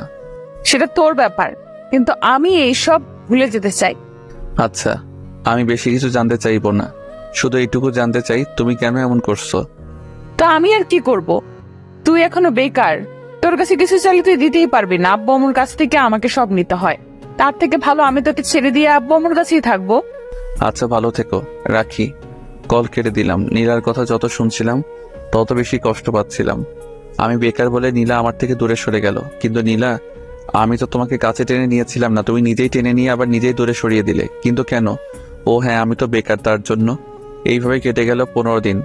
আমি বাসা থেকে বের হই না, কলেজে যাই না, কিন্তু সামনে পরীক্ষা, তাই কলেজে যেতে হবে। আমাকে এখন দেখতে একদম পাগলের মতো। যেমন ছিলাম তেমনভাবেই কলেজে চলে গেলাম। আজকে হেঁটেই যাচ্ছি, সাইকেল ব্যবহার করি না, তুলে রেখে দিচ্ছি। কলেজে গিয়ে দেখি নীলা আর তার বান্ধবীরা আড্ডা দিচ্ছে। আমি নীলাকে দেখে নিজেকে ধরে রাখতে পারলাম না, ছুটে নীলার কাছে চলে গেলাম। নীলার কাছে যাওয়ার পর নীলার হাত ধরলাম। নীলা আমাকে দেখে রেগে গেছে, তার উপর হাত ধরেছি। নীলা আমাকে সজোরে একটা থাপ্পড় দিয়ে বলে, এই ছোট লোক, তোর সাহস কি করে হয় আমার হাত ধরার? নীলা, তুমি আমার। আমি তোর কি শুনি? আমি তোর কেউ না। আমার কথা পুরোটা শেষ করার আগে নীলা কথাটা বললো, আমার ভালো লাগছে না। গত কয়েকদিন ধরে সময় মতো খাই না, ঘুমাই না, শরীর এমনিতেই দুর্বল ছিল, তার উপর রোদে হেঁটে এসেছি, খুব খারাপ লাগছে। আমি চুপ করে দাঁড়িয়েছিলাম। কিরে, কিছু বলছিস না কেন? আমি আর দাঁড়িয়ে থাকতে পারছিলাম না, মাথাটা ঘুরছে, আমি বসে পড়লাম। কিরে, ভিক্ষা করবি নাকি? এমন ভাবে বসে আছিস কেন? কিছু বলছি না, চুপ করে বসে আছি। নীলা রেগে সেখান থেকে চলেই গেল। আমিও নীলার পেছন পেছন চলতে শুরু করলাম। খুব কষ্ট হচ্ছে, তবুও নীলার পেছন নিয়েছি। হঠাৎ আবারও আমার মাথা ঘুরে যায়। এইবার আর নিজেকে সামলাতে পারলাম না। মাথা ঘুরার কারণে এবার আমি পড়ে যাই, কিছু মনে নেই। আর তারপর যখন জ্ঞান আসে তখন দেখি কলেজের কিছু বড় ভাই আমার মাথায় পানি ঢালছিল। নীলা আমাকে দেখেও আমার কাছ থেকে চলে গেছে। এইবার সব থেকে বড় ধাক্কা খেলাম। আমি বড় ভাইয়াদের ধন্যবাদ দিয়ে বাসায় চলে আসলাম। যদিও ভাইয়ারা বলেছিল আমাকে বাসায় পৌঁছে দিবে, কিন্তু আমি তাদের কোনো সাহায্য নিয়েছিলাম না। আমি একাই বাসায় চলে আসি। আম্মু বলল, কি হয়েছে? আমি কোনো উত্তর না দিয়ে নিজের রুমে চলে গেলাম। তারপর ফুল সাউন্ডে গান ছেড়ে আমি প্রচণ্ড জোরে কান্না করতে শুরু করলাম। কান্না করছি তো করেই যাচ্ছি। একসময় নিজেকে বোঝালাম যে আমাকে ইনকাম করতে হবে, নীলাকে দেখিয়ে দিতে হবে। নীলা আমাকে অনেক অপমান করেছে। আর না, আমি গোসল করলাম, তারপর খেতে এলাম। গেল কয়েকদিন সময় মতো কিছু খাওয়া হয় না। এখন থেকে আগে নিজেকে ঠিক রাখবো, তারপর বাকি চিন্তা। আমি আর নীলার কথা ভেবে একদম কষ্ট পাবো না, অনেক হয়েছে। খেয়ে দিয়ে একটু বের হলাম। আমার এক বন্ধুর সাথে দেখা হলো, মানে স্কুল লাইফের। ওর আব্বু বড় এক কোম্পানি আছে। আর হ্যাঁ, আমি এসএসসি পরীক্ষার সময় ওকে অনেক কিছু দেখিয়েছিলাম। যদি আমি না দেখাতাম তবে বেচারা নিশ্চিত ফেল করত। বন্ধুর নাম রাফি। রাফি আমাকে দেখে আমার দিকে এগিয়ে এলো। হ্যাঁ দোস্ত, কি খবর? তোর চেহারা এমন হয়েছে কেন? তারপর রাফিকে সব বললাম। আরে এই ব্যাপার, আমি কালকেই আব্বুকে বলে তোর জন্য কাজের ব্যবস্থা করে দিচ্ছি। হ্যাঁ দোস্ত, সেটা করলে অনেক ভালো হয়। তুই কোনো চিন্তা করিস না, ভাবি ভুল করেছে, দেখবি সব ঠিক হয়ে যাবে। হ্যাঁ, কাল তুই কাজে জয়েন করিস। তারপর রাফি আর আমি মিলে একটু ঘুরে বেড়ালাম। পরদিন সকালে আম্মুকে বললাম, আম্মু আমি অফিস যাচ্ছি। মানে অফিস? কিসের অফিস? তোর তো কলেজ আছে। আম্মু আমি আর পড়ালেখা করব না, আগে রোজগার করেই দেখিয়ে দিব আমিও পারি। হঠাৎ এমন কেন বলছিস বাবা? তোর কি টাকার দরকার? টাকার দরকার হলে আমাকে বল, আমি সব ব্যবস্থা করে দিচ্ছি। না আম্মু, আমার টাকার দরকার না, তবে যে জন্য আমি এমন করছি সেটা এতদিন তোমার কাছ থেকে গোপন রেখেছিলাম। কি গোপন রেখেছিলি বাবা? তারপর আমি আম্মুকে নীলার সব কথা বলি। এত কিছু হয়ে গেল আর তুই আজকে আমাদের বলি?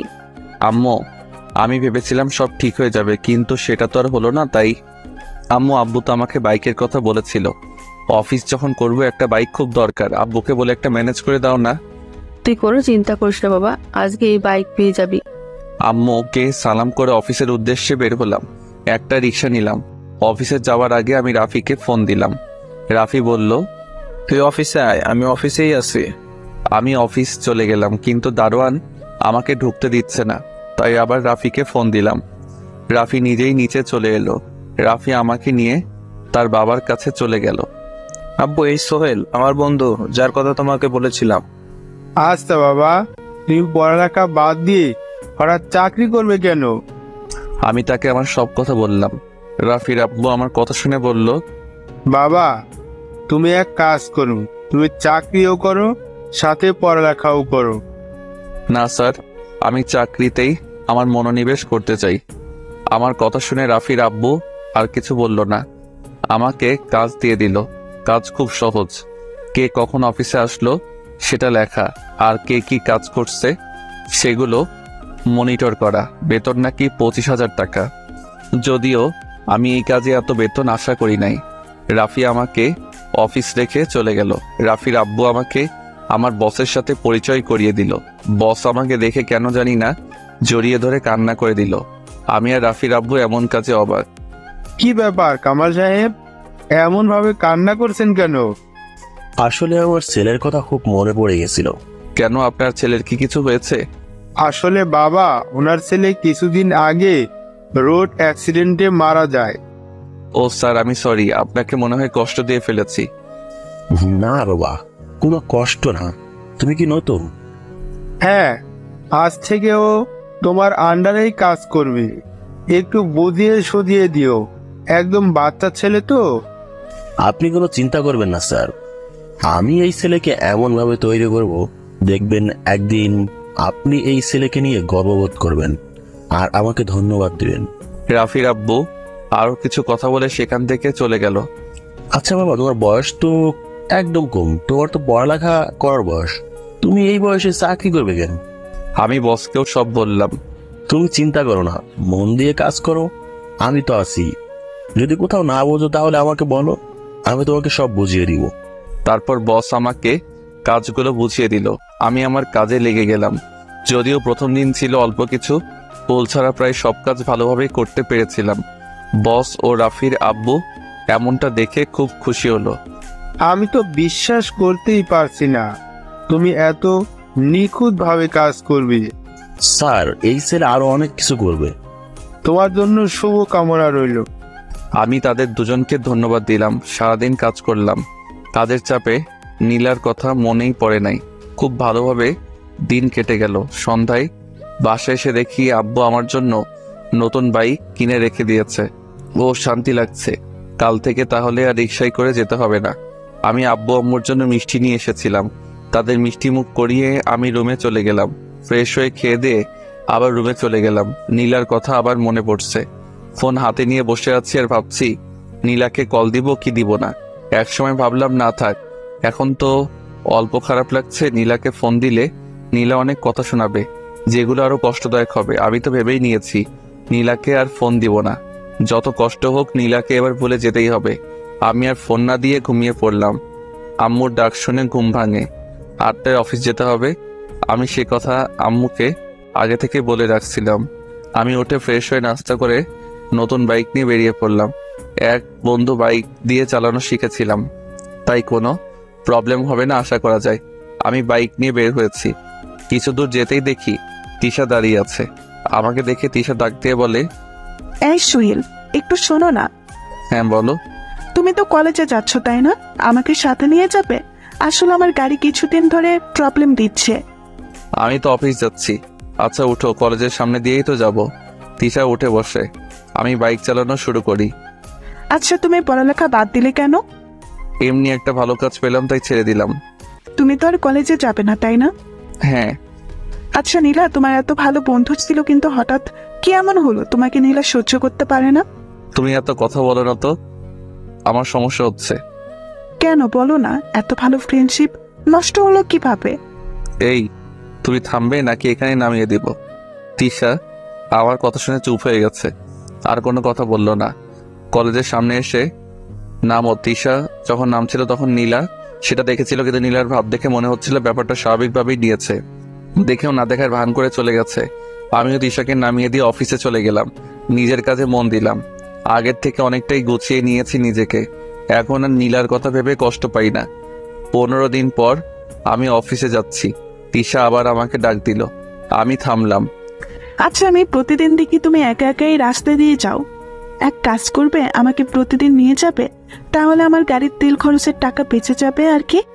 আমি ভাবলাম আমি তো একাই যাই, তিশাকে নিলে তেমন সমস্যা হবে না। আমি বললাম আচ্ছা। তুমি তো মনে হয় আজকে গাড়িতে যাবে না, তাই তো?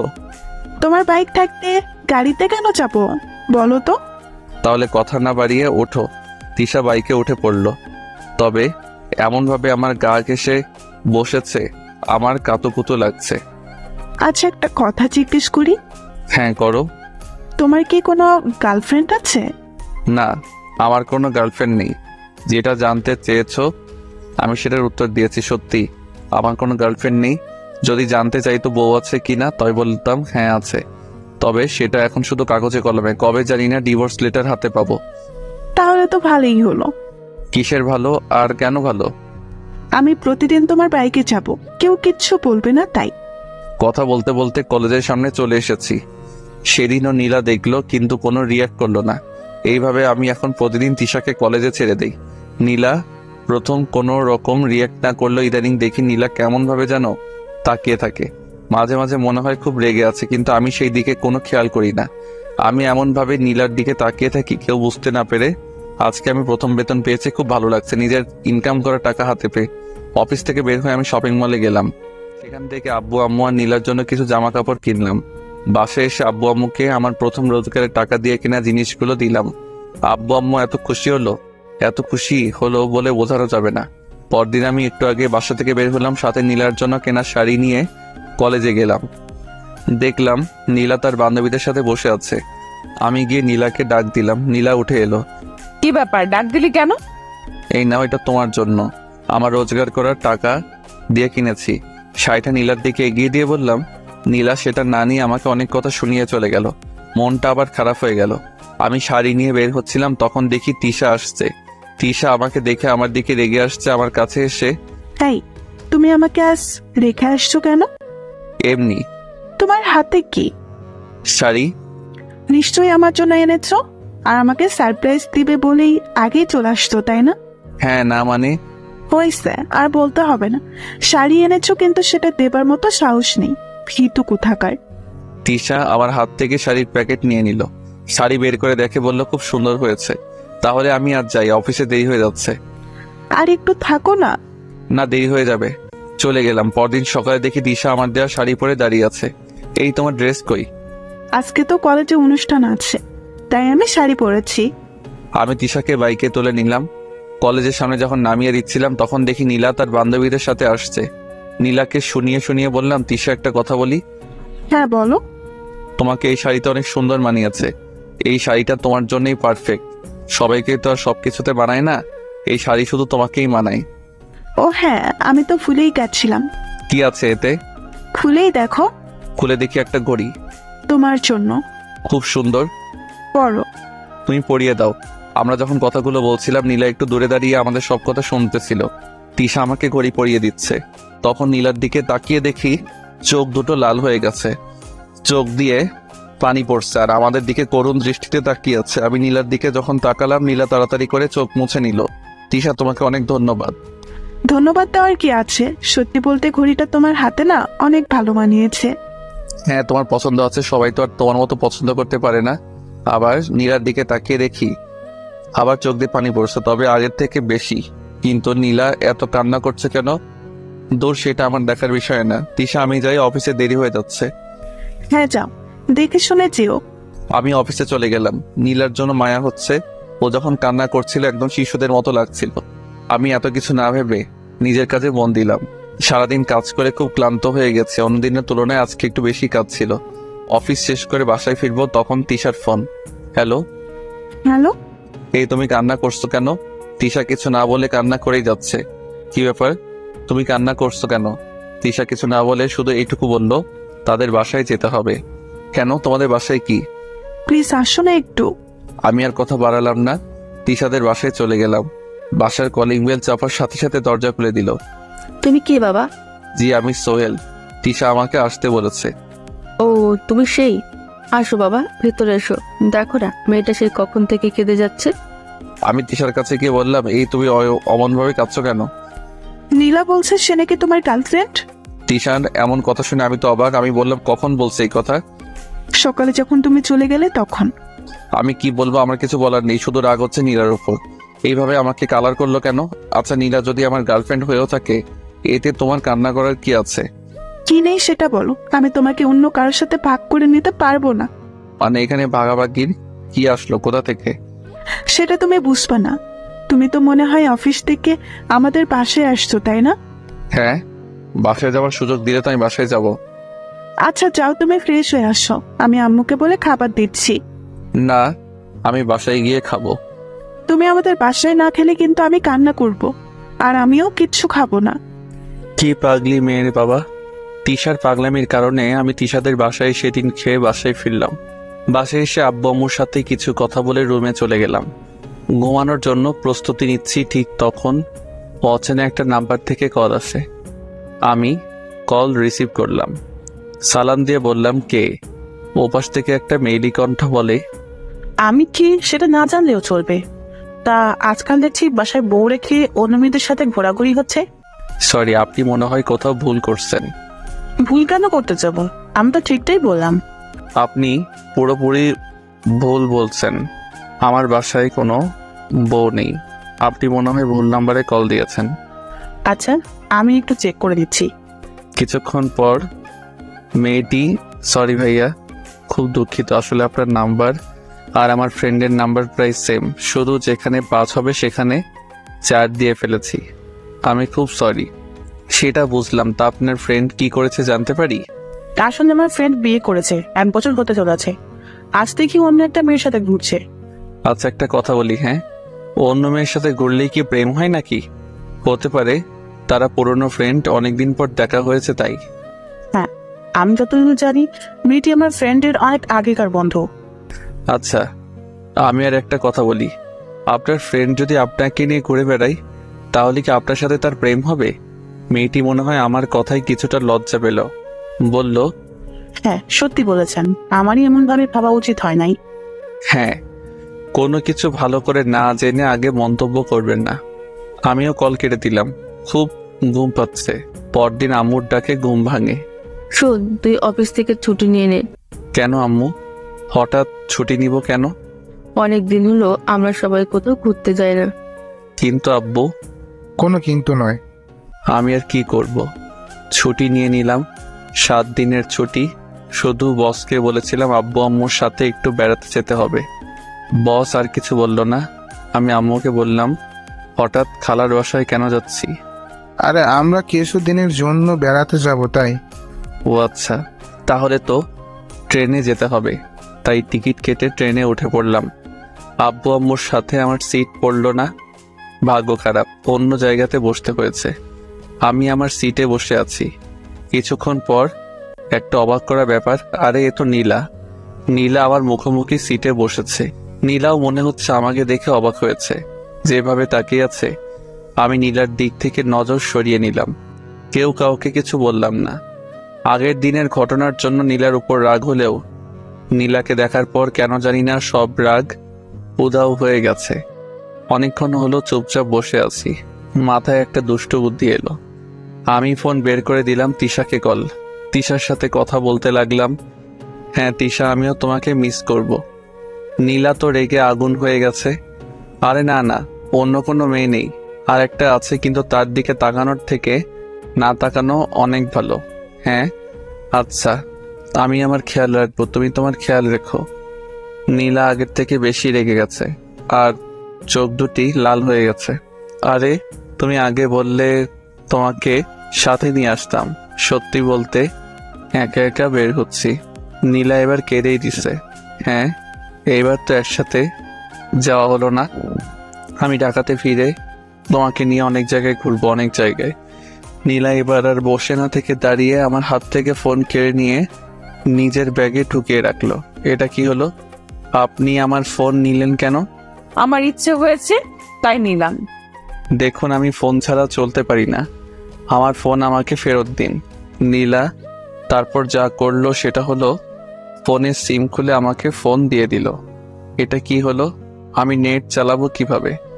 কেন? নেট চালিয়ে ওই ডাইনির সাথে কথা বলবি তাই না? দেখুন, আমার সিম আমাকে ফেরত দিন। না, সেটা পাবি না। আব্বু আম্মুকে ফোন দিব তো? এই নে, আমারটা দিয়ে দে। দৌড়, ভালো লাগে না। আমার জিনিস আমাকে ফেরত দিচ্ছে না। মনে হচ্ছে সিমটা নীলার বাবার কেনা। আমি আর কিছু বললাম না। চোখ বন্ধ করে 2 কানে হেডফোন গুজে গান শুনতে লাগলাম। কে যেন আমার কান থেকে হেডফোন খুলে নিল। আমি চোখ খুলে দেখি নীলা। এই আপনার সমস্যা কি শুনি? আপনি আমার জিনিসে যখন তখন হাত দেন কেন? সেটা তোকে বলতে যাবো নাকি? দেখুন, এখানে অনেক লোকজন আছে বলে এখন আপনাকে কিছু বলছি না, না হলে চড়িয়ে গাল লাল করে দিতাম অভদ্রমে। একজন অপরিচিত মানুষের সাথে এত কিসের রাগ? নীলা হয়তো আমার কাছ থেকে এমনটা আশা করেনি। কিন্তু যেই মেয়ে আমাকে আগে অনেক অপমান করেছে সেই মেয়ে আমার জিনিসগুলোতে একের পর এক হাত দিয়েই যাচ্ছে। নীলা আমার কথা শুনে আর কিছু না বলে নিজের সিটে বসে পড়ে। কিছুক্ষণ পর লক্ষ্য করি নীলা কাঁদছে। কিছুক্ষণ পর পর চোখ মুছেই যাচ্ছে, চোখ লাল করে ফেলেছে কেঁদে। কাঁদুক, তাতে আমার কি? আমি তো নীলার কিছু হই না। চট্টগ্রাম পৌঁছে গেছি, ট্রেন থেকে নামবো। তার আগে নীলার দিকে আরো একবার ভালো করে তাকিয়ে দেখি নীলা তখনও কাঁদছে, চোখ ভয়ঙ্কর লাল হয়ে গিয়েছিল। ইচ্ছে করছিল চোখের পানি মুছে দিতে, কিন্তু যখনই নীলার করা অপমানগুলোর কথা মনে পড়ল তখনই আমার রাগ উঠে গেল। আমি নীলাকে রেখেই ট্রেন থেকে নামলাম। আব্বু আম্মুকে খুঁজে পেতে তেমন সমস্যা হয়নি, তাদের সাথে খালার বাসায় চলে গেলাম। গত 7 দিনে কারোর সাথে কোনো কথা হয়নি। কি করে হবে, সিম নেই, আর আমি ফেসবুকিং খুব কম করি। 7 দিন পর ঢাকাতে চলে আসি। অফিস যাওয়ার জন্য বাসা থেকে বের হয়েছি। কিছু দূর এগোতেই দেখি তিশা দাঁড়িয়ে আছে। আমি তিশার কাছে যেতেই, ওই হারামি, এই 7 দিনে একবারও ফোন করলি না কেন? আর তোর ফোন বন্ধ ছিল কেন? হারামি বিলাই। এই তুমি রাগ করো কেন? আমার সিম হারিয়ে গেছে। মিথ্যা বলার জায়গা পাস না। ফোন না হারিয়ে সিম হারিয়ে গেছে, এমন একটা দিব না। ওরে বাবারে, এই মেয়ে তো পুরাই গুন্ডি। এই তুমি কি বলছো? আমাকে আব্বু হতে দিবে না মানে? ও সরি, সেটা হবে না, কারণ কেউ একজন তো তোর সন্তানের আম্মু হবার জন্য অপেক্ষা করছে। আচ্ছা আমি চলি তাহলে। চলবি মানে? আমি এতক্ষণ তোর জন্য অপেক্ষা করে আছি, আমাকে একা রেখে তুই চলে যাবি? তাহলে তাড়াতাড়ি ওঠো। তারপর তিশা উঠে বসলো, আমিও বাইক চালাতে শুরু করে দিলাম। কলেজে নামিয়ে দিলাম। আচ্ছা যাও, আর শোনো, তোমার নাম্বার দিয়ে ফোন দিও, কথা আছে। আমি তিশাকে বিদায় জানিয়ে সেখান থেকে চলে গেলাম। দেখি কলেজের 2 নাম্বার গেটে নীলা দাঁড়িয়ে আছে, আমাকে ইশারা দিয়ে থামতে বলছে। যদিও নীলার সাথে কথা বলার কোনো ইচ্ছা আমার নেই, তবু মেয়েটা এমনভাবে ডাকছে, না শুনে যাওয়া মনে হয় ঠিক হবে না। আমি বাইক থামালাম। হ্যাঁ বলুন, আমাকে কেন দাঁড় করালেন? কেমন আছো? ওই, আমি কেমন আছি না আছি সেটা জানার জন্য কি আপনি আমাকে দাঁড় করিয়েছেন নাকি? কোনো কাজ কাম নেই? থাকেন কিন্তু আজাইরা যত সব। এমন ভাবে বলছো কেন? কেমন ভাবে বললাম আমি? রাস্তা ছাড়ুন, আমার অফিসের দেরি হয়ে যাচ্ছে। অফিস করতে গিয়ে বলেছে পড়াশোনা বাদ দিয়ে? সেটা আপনার থেকে ভালো কেউ জানে না। আমার রাস্তা ছাড়ুন। এই নাও তোমার সিম কার্ড। আমি নীলার কাছ থেকে সিম নিয়ে চলে এলাম। কি দরকার এমন মানুষের সাথে কথা বলার, যে কিনা কোনো একদিন আমাকে জানা তাই বলে অপমান করেছে? আমি যখন চলে আসছিলাম বাইকের লুকিং গ্লাস দিয়ে দেখছিলাম নীলা আমার দিকে তাকিয়ে আছে আর চোখ মুছছে। আমি অফিসে চলে গেলাম। অফিসের বসের সাথে কিছু কথা বলে আমার কাজে আমি মন দিলাম। অনেক দিনের কাজ পড়ে আছে, কাজ করতে করতে হাঁপিয়ে গেলাম, তবুও কাজ শেষ হয় না। আমি মনে মনে বললাম আর কোনোদিন ছুটি নিয়ে বেড়াতে যাব না। সারাদিন কাজের চাপে মাথা ধরে গেছে। রাতে বাসায় ফিরলাম। এইভাবে চলে গেল আরো কিছুদিন। শুক্রবার শুয়েছিলাম, বিকালের দিকে তিশার ফোন। হ্যাঁ বলো। এই, তুমি না আমাকে বলেছিলে আমাকে নিয়ে ঘুরতে যাবে? হ্যাঁ কথা ছিল তো। তাহলে চলো না, আজকেই আমরা ঘুরতে যাব। কিন্তু প্লিজ, কোনো বারণ দেখিও না, চলো না। আচ্ছা তুমি রেডি হও, আমি বের হচ্ছি। তারপর তিশাকে নিয়ে ঘুরতে বের করলাম। আমরা যখন বাইকে করে যাচ্ছিলাম নীলা আমাদের দেখেছিল পার্কের একটা বেঞ্চে। আমি আর তিশা বসে গল্প করছিলাম। হঠাৎ কে এসে আমার শার্টের কলার ধরলো। আমি পেছন করে দেখি নীলা। কিছুটা ভয় পেয়ে যাই। আপনি করছেন কি? আয়, তোর সাথে আমার কথা আছে। কিন্তু আপনার সাথে আমার কোনো কথা নেই। আরে যাও তো, দেখো কি বলে। নীলা আমাকে তখন এক প্রকার জোর করে অন্য এক জায়গাতে নিয়ে গেল। ওই, তোর লজ্জা করে না বিয়ের পর অন্য কোনো মেয়ের সাথে ঘুরে বেড়াতে? না, আমার লজ্জা করে না। আর আমার বিয়ে কবে হলো? আমার বউকে, আমার পাশে তো কোনো বউ নেই। এত কিছু বলার কি আছে? তুই সত্যি একটা চরিত্রহীন ছেলে, তোর চরিত্র ঠিক নেই। 2টা চর আমি নীলার গালে বসিয়ে দিলাম আর বলতে লাগলাম, ওই তুই আমার চরিত্র খারাপের কি দেখেছিস? আর শোন, তুই আমার পেছনে কেন এইভাবে লেগে আছিস? আমি তো তোকে মুক্তি দিয়ে দিয়েছি। তুই থাক না, তোর মতন আমাকে জ্বালাতে কেন আসছিস? কারণ তুই আমার স্বামী। আমি তোর সাথে অন্য কোনো মেয়েকে সহ্য করতে পারি না। দেখ, আমাদের স্বামী স্ত্রীর সম্পর্ক তো অনেক আগেই শেষ হয়ে গেছে। শুধু কাগজে কলমে আছে। আমাকে পেপার পাঠিয়ে দিস, আমি সাইন করে দিব। আর প্লিজ তুই আমাকে এইভাবে জ্বালানো বন্ধ কর। আমি সত্যিই কি তোকে অনেক বিরক্ত করি? হ্যাঁ অনেক। আরো করবো, তাতে তোর কোনো সমস্যা? আমি যত ইচ্ছা তোকে বিরক্ত করব, দরকার হলে এখন সবার সামনে জড়িয়ে ধরে তোকে চুমু খাবো। আমি তো নীলার এমন কথা শুনে ঘাবড়ে গেছি। এত লোকের সামনে যদি সত্যি আমাকে চুমু খায় তাহলে তো আমার মান সম্মান সব শেষ। তার থেকে ভালো এখান থেকে ভালোই কেটে পড়ে। এইগুলো ভাবছিলাম, তখন নীলা বলল, কি ব্যাপার, চুপ করে আছো কেন? আমার না খুব চাপ পেয়েছে, আগে আমি চাপ মুক্ত হয়ে আসি, তারপর বাকি কথা বলবো, কেমন? আচ্ছা যাও, একটু তাড়াতাড়ি এসো কিন্তু। হ্যাঁ, আমি যাবো আর আসবো, আপনি একটু অপেক্ষা করেন। তারপর আমি সেখান থেকে চলে এলাম। আমি তিশাকে ফোন করে বলেছিলাম আমার কিছু কাজ আছে, তাই বাসায় যেতে হবে। তারপর আমি সেখান থেকে সোজা বাসায় চলে আসি।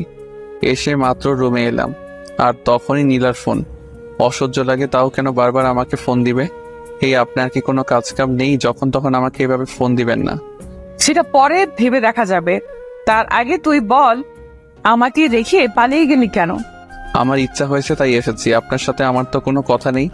তাহলে আমি শুধু শুধু আপনার সাথে কিসের কথা বলতাম জানতে পারি? তোর কিছু বলার থাকতে নাই পারে, কিন্তু আমার তোকে বলার মতো অনেক কথা আছে। আপনার কোনো কথা শোনার আমার ইচ্ছা নাই, রাখি। দয়া করে এখন আর আমাকে ডিস্টার্ব করবেন না, আমি ঘুমাবো। ওই তুমি আমার সাথে এমন কেন করছো? আর কোনো কথা না বলে ফোন কেটে দিলাম। একদিন আমিও অনেক কথা বলতে চেয়েছিলাম, কিন্তু নীলা কখনো আমার কথা শুনতো না, আমাকে অনেকভাবে অপমান করত। আমি সব চুপচাপ সহ্য করে নিয়েছিলাম, এই আশায় যে নীলা একদিন তার ভুল বুঝতে পারবে। কিন্তু সেটার হলো কই? নীলা তো দিনের পর দিন আমাকে অনেক অপমান করত। না, এইসব ভাবলে আমারই অনেক কষ্ট লাগে। এইসব ভাবছিলাম, আবার নীলার ফোন। উফ, এই মেয়েটা পেয়েছেটা কি? আমি ফোন বন্ধ করে রেখে দিলাম আর বললাম, দে এবার কল দেখি কত কল দিতে পারি। ফোন বন্ধ করে দিলাম। এক ঘুমে রাত পার হয়ে গেল। আমি উঠে ফ্রেশ হয়ে নাস্তাকে অফিসে যাওয়ার জন্য বের হয়েছি। প্রতিদিন তিশা যেখানে দাঁড়িয়ে থাকতো আজকে সেখানে ছিল না, মনে হয় আসছে। একটু কল দিয়ে দেখি। তিশাকে কল দিলাম, কল রিসিভ হলো। হ্যালো তিশা, কই তুমি? কলেজ যাবে না? ওপাশ থেকে। তুমি তো সোহেল, তাই না? হ্যাঁ, কিন্তু আপনি কে? আমি তিশার আম্মু বলছি। ও আন্টি, আপনি কেমন আছেন? ভালো নেই বাবা। কেন আন্টি, এমন কেন বলছেন? আসলে বাবা, গতকাল রাত থেকে তিশার মাথা প্রচুর ব্যথা করছিল। তিশা তখন একটা ঘুমের ওষুধ খেয়ে ঘুমায়, কিন্তু সকালে আমরা দেখি তিশার কোনো জ্ঞান নেই। তাই আমি আর তোমার আঙ্কেল তিশাকে হাসপাতালে নিয়ে এসেছি।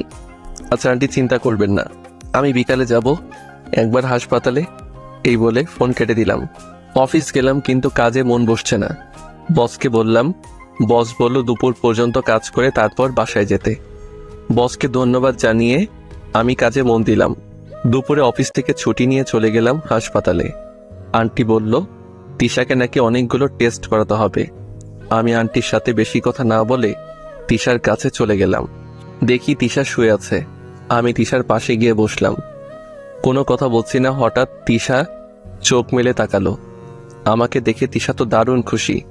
তোমার এতক্ষণে আসার সময় হলো বুঝি? জানো তোমাকে কত মিস করছিলাম। তুমি এখন সুস্থ আছো তো? এতক্ষণ অসুস্থ থাকলেও এখন আমি সুস্থ হয়ে গেছি। আচ্ছা, তোমার কি হয়েছিল গতকাল রাতে? আমার তো অত কিছু মনে নাই, শুধু এটুকু মনে আছে আমার মাথা অনেক ব্যথা করছিল, তারপর আর কিচ্ছু মনে নেই। আচ্ছা, তোমার এত কথা বলার দরকার নেই, এখন চুপ করে শুয়ে থাকো। না, আমি চুপ থাকতে পারবো না, আমি তোমার সাথে কথা বলবো।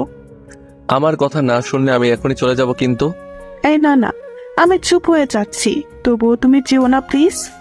হ্যাঁ, তুমি চুপ থাকলে আমি যাব না। এরপর তিশা চুপ হয়ে যায় আর আমার দিকে তাকিয়ে থাকে। আমি তিশার দিকে তাকাতে পারছি না, আমি অন্যদিকে চেয়ে আছি। হঠাৎ তিশা বলল, এই তুমি দুপুরে খেয়েছো? না, আমি তো অফিস থেকে এখানে এসেছি। তুমিও না? দাঁড়াও, আমি এক্ষুনি আম্মুকে বলছি। তিশা, এটা তোমার বাসা না, ওকে? তাহলে তুমি প্লিজ এখন বাসায় চলে যাও, আবার পরে এসো। হ্যাঁ, আমি আজ যাই, কেমন? পরে আবার আসবো। ওকে, যাও, দেখে শুনে যাবে কিন্তু। তুমি দেখে শুনে থেকো। চলে এলাম বাসায়। আম্মু জিজ্ঞেস করছিল তাড়াতাড়ি বাসায় ফেরার কারণ কি। আমি বলেছিলাম ভালো লাগছিল না, তাই চলে এসেছি আম্মু। আর কিছু বলে নাই। রাতে শুয়ে আছি, তখন তিশা ফোনে হ্যাঁ বলল। রাতে হঠাৎ কেন ফোন দিলে? তোমাকে দেখতে খুব ইচ্ছে করছে, একটু আসবে? কাল গেলে হয় না? না, হয় না, তুমি এখন আসো না প্লিজ, একবার আসো, খুব মিস করছি তোমায়। আচ্ছা, আমি আসছি। তবে বেশিক্ষণ থাকতে পারবো না কিন্তু। আগে তো তুমি আসো, পরে বাকি কথা। আমি চলে গেলাম হাসপাতালে। তিশা এখন উঠে বসেছে। আমাকে দেখে তিশা বলল, এই তুমি এসেছো, আসো আমার কাছে আসো। আমি গিয়ে তিশার পাশে বসে পড়ি। তিশার আম্মু ছিল সেখানে। আমাদের বলল, তোরা কথা বল, আমি ডাক্তারের সাথে কথা বলে আসছি। তা এই এত রাতে আমাকে ডেকে আনার কি দরকার ছিল? আমি কি করব, তোমাকে আমি খুব মিস করছিলাম, দেখতে খুব ইচ্ছা করছিল, তাই তো ডেকে আনলাম। দেখা হয়ে গেছে, এবার আমি যেতে পারি? প্লিজ আর কিছুক্ষণ থাকো না। না, আমার আবার কাল সকালে অফিস আছে। আচ্ছা তাহলে যাও, দেখে শুনে যাবে। পাশে চাপার পরে আমাকে ফোন দিয়ে জানিয়ে দিবে কিন্তু। আমি তিশাকে বাই বলে বাসায় এসে তিশার সাথে কিছুক্ষণ কথা বলে ঘুমিয়ে পড়ি। তিশা 4 দিন হাসপাতালে ছিল। আমি প্রতিদিন তিশার সাথে দেখা করতে যেতাম। 5 দিন পর তিশা আবার কলেজে যাবে। আমাকে আগে থেকে ফোন দিয়ে জানিয়ে দিল। আমি যথাসময়ে তিশাকে পিক আপ করলাম। কলেজের সামনে তিশাকে নামিয়ে কিছু কথা বলছিলাম, তখন দেখি নীলা আমাকে দেখে রাগী লোক নিয়ে তাকিয়ে আছে। নীলাকে আরো একটু রাগানোর জন্য তিশার সাথে আরো হেসে হেসে কথা বললাম। তাদের কাজ হলো নীলা আরো রেগে গেছে। তারপর আমি তিশাকে বাই বলে অফিসে চলে গেলাম। এইভাবে আরো 10 দিন কেটে গেল। আমি একটা বিষয় খেয়াল করলাম, তিশা দিন দিন কেমন জানি শুকিয়ে যাচ্ছে, চোখের নিচে কালি পড়ে গেছে। আমি অনেকবার জিজ্ঞেস করেছি, কিন্তু তিশা আমাকে কখনো তার সঠিক উত্তর দেয় নাই। নানানভাবে কথা এড়িয়ে যেত। 14 দিনের মাথায় আমি অফিস থেকে বাড়ি ফিরে রীতিমতো অবাক হয়ে গেলাম। কেন জানেন, আমি অফিস থেকে বাসায় ফিরে কলিং বেল চাপতেই নীলা দরজা খুলে দেয়। আমি মনে হয় কোনো স্বপ্ন দেখছি, তাই না? কেন স্বপ্ন দেখতে যাবে কেন? না মানে আপনি আমাদের বাসায়, তো তাই। এটা তো আমার বাড়ি, আমি থাকবো না তো ওই ডাইনিংটা থাকবে নাকি? সরি, এটা আপনার বাসা হলো কবে? যেদিন তোমাকে বিয়ে করেছি সেদিন থেকেই। নীলার মুখে বিয়ের কথা শুনে রাগ উঠে গেছে। দেখেন, আপনি আমাদের বাসায় কেন এসেছেন আমি সেটা জানি না, কিন্তু আমাদের বিয়ে নিয়ে কোনো কথা বলবেন না, এই বলে দিলাম। কেন কোনো কথা বলবে না কেন? কারণ বিয়ে একটা পবিত্র কাজ। আপনার মুখে বিয়ের কথা মানায় না। আপনি আমাদের বিয়ে নিয়ে কথা বললে সেটা অপবিত্র হয়ে যায়। আর আপনি এভাবে দরজা আঁকড়ে দাঁড়িয়ে আছেন কেন? আমাকে বাসার ভেতরে যেতে দিবেন তো নাকি? এই বলে আমি নীলাকে এক প্রকার ধাক্কা দিয়ে সরিয়ে দিয়ে বাসার ভেতরে চলে গেলাম। বাসার ভেতরে গিয়ে আমি আব্বু আম্মুকে জোরে জোরে ডেকে বললাম, আব্বু আম্মু, এই মেয়ে আমাদের বাসায় কি করছে? দেখো বাবা, মেয়েটা একদিন ভুল করেছিল, কিন্তু ভুল বুঝে তোর কাছে ফিরে এসেছে। আম্মু, আমি এই মেয়েকে আর চাই না, বের হয়ে যেতে বলো আমাদের বাসা থেকে। নীলা আমার কথা শুনে আমার দিকে করুণ দৃষ্টিতে তাকিয়েছিল। দেখে মনে হচ্ছে এখনই চোখ দিয়ে জল গড়িয়ে পড়বে। আমার বাসা থেকে আমার বৌমাকে বের করে দেওয়ার তুই কে? আব্বুর কথা শুনে অবাক হয়ে গেলাম। এই মেয়ে নিশ্চয়ই আব্বু আম্মুকে নিজের কবজায় নিয়ে নিয়েছে, তাই আব্বু আম্মু নীলার হয়ে কথা বলছে। তোমাদের যা ইচ্ছা তাই করো, কিন্তু নীলা যেন আমার সামনে না আসে। এই বলে আমি রুমে চলে গেলাম। দেখি রুমে নীলার অনেক জিনিস, আমার রাগ উঠে গেল। আমি সেগুলো বাইরে ছুঁড়ে ফেলতে লাগলাম। একসময় নীলা এসে বলল, আরে আরে কি করছে এগুলো? আমার জিনিসগুলো বাইরে ফেলে দিচ্ছ কেন? আমার রুমে তোর কোনো জায়গা নেই, আর তোর জিনিসের কোনো জায়গা নেই। আব্বু আম্মুর জন্য তোকে বাসা থেকে বের করে দিতে পারলাম না। আর শোন, তুই এই বাসায় থাকবি ভালো কথা, কিন্তু আমার সামনে কখনো আসবি না। যা, তুই পাশের রুমে চলে যা। নীলা কান্না করতে করতে চলে গেল। 20তম দিন দুপুরে অফিসে কাজ করছি, তখন তিশার আম্মুর ফোন। আমি কল রিসিভ করা মাত্রই তিশার আম্মু কান্না করতে করতে বলল, বাবা, তুমি যেখানেই থেকো সিটি হাসপাতালে চলে এসো, তিশার অবস্থা খুব খারাপ। আমি তাড়াতাড়ি সিটি হাসপাতালে চলে যাই, কিন্তু হাসপাতালে যাওয়ার পর যা শুনতে পেলাম, বড় ধরনের ধাক্কা খেলাম। তিশা নাকি আমাদের সবাইকে ছেড়ে চলে গেছে না ফেরার দেশে। তিশার আম্মু কান্না করতে করতে একটা চিঠি আমার দিকে এগিয়ে দিয়ে বলল, বাবা, তিশা তোমাকে এই চিঠিটা দিতে বলেছিল। আমি চিঠিটা পকেটে ভরে নিলাম। তিশাকে শেষ দেখার জন্য গেলাম। মেয়েটা কি সুন্দর ঘুমিয়ে আছে, মনে হচ্ছে এইমাত্র উঠে বসে বলবে, সোহেল তুমি এসেছো। কিন্তু আমার মাথায় আসছে না, হঠাৎ তিশার কি এমন হলো যেমন ভাবে আমাদের রেখে চলে গেল। আমি ডাক্তারের কাছে জিজ্ঞেস করলাম। ডাক্তার আমাকে জানালো তিশার নাকি ব্রেইন ক্যান্সার ছিল। সেটা এমন পর্যায়ে ধরা পড়েছিল যখন আর কিছু করার ছিল না। তিশার সব কাজ শেষ করতে করতে রাত হয়ে গেল। বাইক তিশাদের বাসায় রেখে আসলাম। হেঁটে হেঁটে বাসায় ফিরছি, তখন মনে পড়লো তিশা আমার জন্য কোনো এক চিঠি রেখে গেছে। আমি সেটা বের করে পড়তে শুরু করলাম, লেখা ছিল, প্রিয় সোহেল, চিঠিটা যখন তুমি পড়ছো তখন তোমার থেকে অনেকটা দূরে চলে গেছি, কিন্তু জানো তোমাকে ছেড়ে যেতে আমার ইচ্ছে করছিল না। যখন শুনতে পেলাম আমার হাতে আর সময় নেই, জানো খুব কষ্ট হয়েছিল তোমাকে একা রেখে যেতে হবে। জানো তোমাকে অনেক ভালোবেসে ফেলছিলাম, যদিও তোমার দিক থেকে কখনো কোনো সাড়া পাইনি। তুমি আমার থেকে সবসময় দূরত্ব বজায় রেখেই চলছো, হয়তো একজন ভালো বন্ধু হিসাবে দেখেছ, কিন্তু তোমার সাথে চলতে চলতে কখন তোমাকে ভালোবেসে ফেলেছিলাম সেটা আমি নিজেও জানি না। জানো একদিন আমি স্বপ্ন দেখছিলাম যে আমাদের ছোট্ট একটা সংসার আছে, সেখানে আমি, তুমি আর আমাদের ছোট্ট একটা রাজকন্যা আছে। আমি ভয়ে তোমাকে স্বপ্নের কথা বলতে পারি নাই, যদি তুমি রাগ করো। আমার ইচ্ছা ছিল স্বপ্ন সত্যি করব, কিন্তু সেটা কোনোদিন সম্ভব নয়। আমি তো চলে গেলাম, তুমি কিন্তু ভেঙে পড়ো না, নিজেকে শক্ত করবে আর সময় মতো সব করবে। বেশি কিছু বলে শুধু শুধু তোমাকে কষ্ট দিতে চাই না। ভালো থেকো, ইতি, তিশা। চিঠি পড়ে আমি কান্না করে দিয়েছি, কিছু ভালো লাগছিল না, চারিদিক অন্ধকার হয়ে আসছে। অনেক কষ্টে বাসায় ফিরলাম। রাত আনুমানিক 12টা। কলিং বেল চাপতেই নীলা দরজা খুলে দিল। ওই, তুমি তোমার এই নষ্ট শরীর নিয়ে বাসার ভেতরে এসো না। মানে কি বলছো? খুব সহজ, এতক্ষণ তো তিশার সাথেই সময় কাটিয়ে এলে, তিশার সাথে নষ্টামি করে বাসায় ফিরলে। লজ্জা করে না বউ থাকতে অন্য একটা মেয়ের সাথে করতে? নীলার কথা শুনে রাগ এমন হলো, 4টা চর বসিয়ে দিয়েছিলাম। নীলা চর খেয়ে বলল, ও এখন তো চর দিবেই, সত্যি বলেছি তো। চুপ, একদম চুপ। তুই কি জানিস যাকে নিয়ে এত খারাপ খারাপ কথা বললি সে একটু আগে আমাদের সবাইকে রেখে চলে গেছে? কোথায় চলে গেছে? আমি কিছু না বলে তিশার দেয়া চিঠি নীলার হাতে ধরিয়ে দিলাম। নীলা চিঠিটা পড়ে আগের থেকে বেশি কান্না করে দিচ্ছে, আমাকে জড়িয়ে ধরেছে কান্না করতে করতে, আর বলছে, আমাকে মাফ করে দাও, আমি না জেনে কত কিছু বলে ফেলেছি, আমাকে প্লিজ মাফ করে দাও। আমি নীলাকে আমার থেকে ছাড়িয়ে নিয়ে রুমে চলে গেলাম। রুমে যাবার পর দরজা আটকে দিলাম। নীলা বাইরে থেকে অনেক ডাকাডাকি করছে। সত্যি তিশার জন্য আমার খুব খারাপ লাগছিল। আমার অত কষ্টের সময় তিশা আমাকে হাসি খুশি রেখেছিল, কিন্তু সেই এইভাবে চলে গেল। এইদিকে নীলা ডাকছে, প্লিজ দরজা খুলো, প্লিজ আমাকে একবার তোমার রুমে ঢুকতে দাও। আমি সত্যি তখন না জেনে তোমাকে নিয়ে খারাপ কথা বলে ফেলেছি, প্লিজ আমার সাথে এমন করো না, আমি যা পারছি না। আমি নীলার কোনো কথায় কান দিচ্ছি না। মানুষ এত খারাপ চিন্তা ভাবনা কিভাবে করতে পারে? আমি গোসল করতে গেলাম।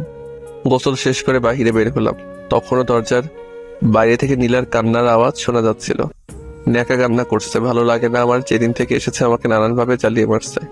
কান্না কিছুতেই থামছে না, কি করবো ভেবে পাচ্ছিলাম না। তিশার জন্য কষ্ট হচ্ছে, তার উপর নীলার কান্না সব মিলিয়ে একটা অসহ্য হয়ে দাঁড়িয়েছে। আমি কোনো উপায় না পেয়ে একটা ঘুমের ওষুধ খেয়ে ঘুমিয়ে পড়লাম। কিছুক্ষণের মধ্যে চোখে দুপাতা লেগে আসলো, আমি হারিয়ে গেলাম ঘুমের রাজ্যে। সকাল হয়ে গেছে, আজান দিচ্ছে, নামাজ পড়বো, তাই উঠে ফ্রেশ হয়ে বেরোলাম। দরজা খুলতেই দেখি নীলা দরজার বাইরে শুয়ে আছে।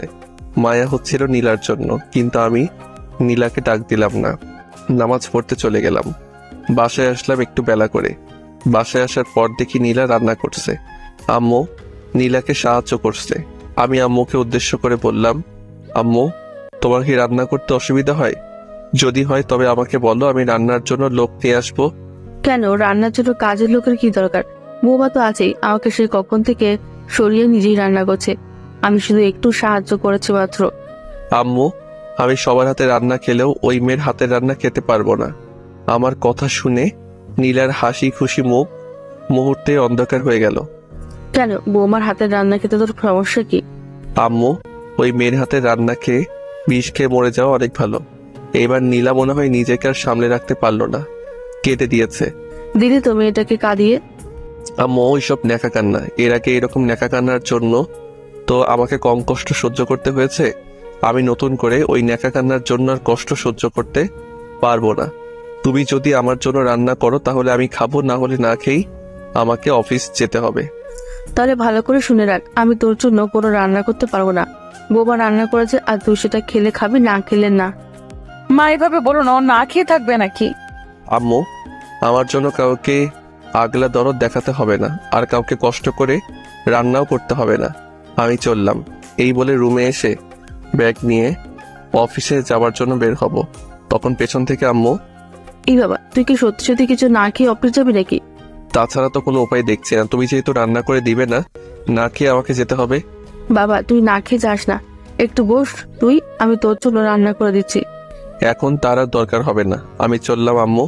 আর নীলা আমাকে অনেকবার ডেকেছিল, কিন্তু কে শুনে কার কথা। আমি অফিস চলে গেলাম। আজ রিক্সায় অফিস যাব। বাইক তিশাদের বাসায় অফিস গিয়ে বসে আছি। পেটে প্রচন্ড ক্ষুধা, বাইরে থেকে যে কিছু খাবো তার জন্য সময় ছিল না। বস এসে আমাকে জিজ্ঞাসা করলো কিছু হয়েছে কিনা। আমি বললাম তেমন কিছু হয়নি, শুধু একটু ক্ষুধা লেগেছে। কেন, তুমি বাসা থেকে কিছু খেয়ে আসোনি? না, সেই সময়টুকু আমি পাইনি। আচ্ছা যাও, ক্যান্টিন থেকে কিছু খেয়ে এসো। খালি পেটে কাজ করলে কোনো কাজ ভালোভাবে শেষ করতে পারবে না। আমি বসকে বললাম আপনিও চলুন না আমার সাথে। না বাবা, এখন তো আমার কিছু কাজ আছে, দুপুরে আমরা একসাথে খাবো, কেমন? আমি বললাম আচ্ছা ঠিক আছে। তারপর আমি একাই ক্যান্টিনে খেতে চলে গেলাম। বাইরের জিনিস আমার আবার তেমন ভালো লাগে না, কিন্তু প্রচন্ড ক্ষুধা লাগার কারণে খেতে হচ্ছে। খাওয়ার পর কাজে মন দিলাম। এখন অনেক ভালো লাগছে। বজ্জাত নীলার জন্য এতক্ষণ কি কষ্টই না হয়েছে। সারাদিনের কাজ শেষ করে তিশাদের বাসায় গেলাম। তিশার আব্বু আম্মুর সাথে কিছু কথা বলবো, আর আমার বাইক আনতে যেতে হবে। তিশাদের বাসায় যে তিশার আব্বু আম্মুর সাথে কিছু কথা বললাম, তারা এখনো তাদের মেয়ের জন্য কান্না করছে। কান্না করারই কথা, একটা মাত্র মেয়ে ছিল। তবে আজ যখন তিশাদের বাসায় ছিলাম, বাসাটা কেন জানি না আমার কাছে প্রাণহীন মনে হচ্ছিল। এর আগে অনেকবারই বাসায় এসেছি, তখন তিশা সারা বাসা মাথায় করে রাখতো, আর এখন একটা ভূতরে বাসা মনে হচ্ছে। আমি তাদের বললাম দেখুন, কান্না করে আর কি হবে, ভাগ্যে যা ছিল তাই হয়েছে। এইভাবে কান্না না করে তিশার জন্য নামাজ পড়ে দোয়া করুন। আরো কিছু কথা বললাম, তারপর বাইক নিয়ে বাসায় চলে আসলাম। কলিং বেল বাজানোর আগে দেখি দরজা খুলে গেছে। নীলা এসে দরজা খুলে দিয়েছে। আমি নীলার সাথে কোনো রকম কোনো কথা না বলে আমার রুমে চলে গেলাম। রুমে যাওয়ার পর ফ্রেশ হয়ে নিলাম। ফ্রেশ হয়ে বেরিয়ে এসে দেখি টেবিলের উপর আমার আর নীলার বিয়ের ছবি। এতদিন এখানে আমার একার ছবি ছিল। বিয়ের পর কিছুদিন আমার আর নীলার ছবি ছিল, কিন্তু পরে নীলাই সেটা সরিয়ে আমার একার ছবি রেখে দিয়েছিল। ছবিটা দেখে কেন জানি না রাগ হচ্ছে। আমি আম্মুকে ডাক দিয়ে বললাম আম্মু, ও আম্মু তাড়াতাড়ি আমার রুমে আসো তো। আম্মু আমার রুমে এসে বলল কি রে বাবা, কি হয়েছে, এমন ভাবে ডাকছিলি কেন? আম্মু আমার রুমে এসে ওই ছবিটা কে রেখেছে? আমি তো সেটা জানি না। তখন দরজার পাশ থেকে নীলা বলল, না মানে ছবিটা আমি রেখেছিলাম আর কি। ওই তোর সাহস হয় কি করে আমার ছবি সরিয়ে একটা মিথ্যা বিয়ের ছবি আমার টেবিলে রাখার? মিথ্যা কিসে? তোমার আর আমার তো সত্যিই বিয়ে হয়েছে, আর সেটার স্মৃতি হিসেবে এই ছবিটা। তোর স্মৃতির কিছুর কই? এই বলে আমি ছবিটা হাতে নিয়ে মেঝেতে ছুঁড়ে মারলাম। কাচের ফ্রেমের সাথে সাথে ভেঙে গেল। আম্মু আর নীলা অবাক দৃষ্টিতে তাকিয়ে আছে। এটা তুই কি করলি বাবা? আম্মু, যেটা করেছি অনেক ভালো করেছি। আচ্ছা বাবা, এখন রাগারাগি করার দরকার নেই, চল খেতে চল। আমি এই মেয়ের হাতে রান্না খেতে পারবো না। তোকে বৌমার হাতে রান্না খেতে হবে না, আমি তোর জন্য রান্না করে রেখেছি। তাহলে ঠিক আছে চলো। আম্মু আমাকে সাথে নিয়ে চললো। যাওয়ার সময় নীলাকে বলল, বৌমা তুমি ওসব, সে সকাল থেকে তো না খেয়ে আছো, এখন খেতে চলো। আম্মু, বাসায় কি খাবার ছিল না নাকি? কেন, এই কথা কেন? তুমি তো এখন বললা ওই মেয়েটা নাকি সে সকাল থেকে কিছু খায়নি। বৌমা তো তোর জন্য না খেয়ে আছে, তুই না খেয়ে চলে গেলি। বৌমা বললো তুই যতক্ষণ না খাবি ততক্ষণ নাকি বৌমা কিচ্ছু খাবে না। আমি আর তোর আব্বু কত বোঝাইলাম, কিন্তু কিছুতেই মেয়েটা কিছু খেলো না। এক কথা, তুই বাসায় এসে আগে খাবি, তারপর নাকি সে খাবে। আমি জোর করে বললাম, আম্মু আমার জন্য কাউকে ঢং করে না খেয়ে বসে থাকতে হবে না, আমার যখন ইচ্ছা আমি খাবো। এর জন্য যে কেউ না খেয়ে বসে থাকবে এইভাবে সে কি প্রমাণ করতে চাই? হ্যাঁ, একদিন আমার খুব ভালো লাগতো যখন নীলা আমি না খেলে নিজেও খেত না, কিন্তু এমন এক সময় এসেছিল আমি সারাদিন খেয়েছিলাম নাকি সেটাও জিজ্ঞেস করতো না। আমি যদি নীলাকে কখনো খাওয়ার জন্য বলতাম, নীলা আমার উপর নানানভাবে রাগ দেখাতো।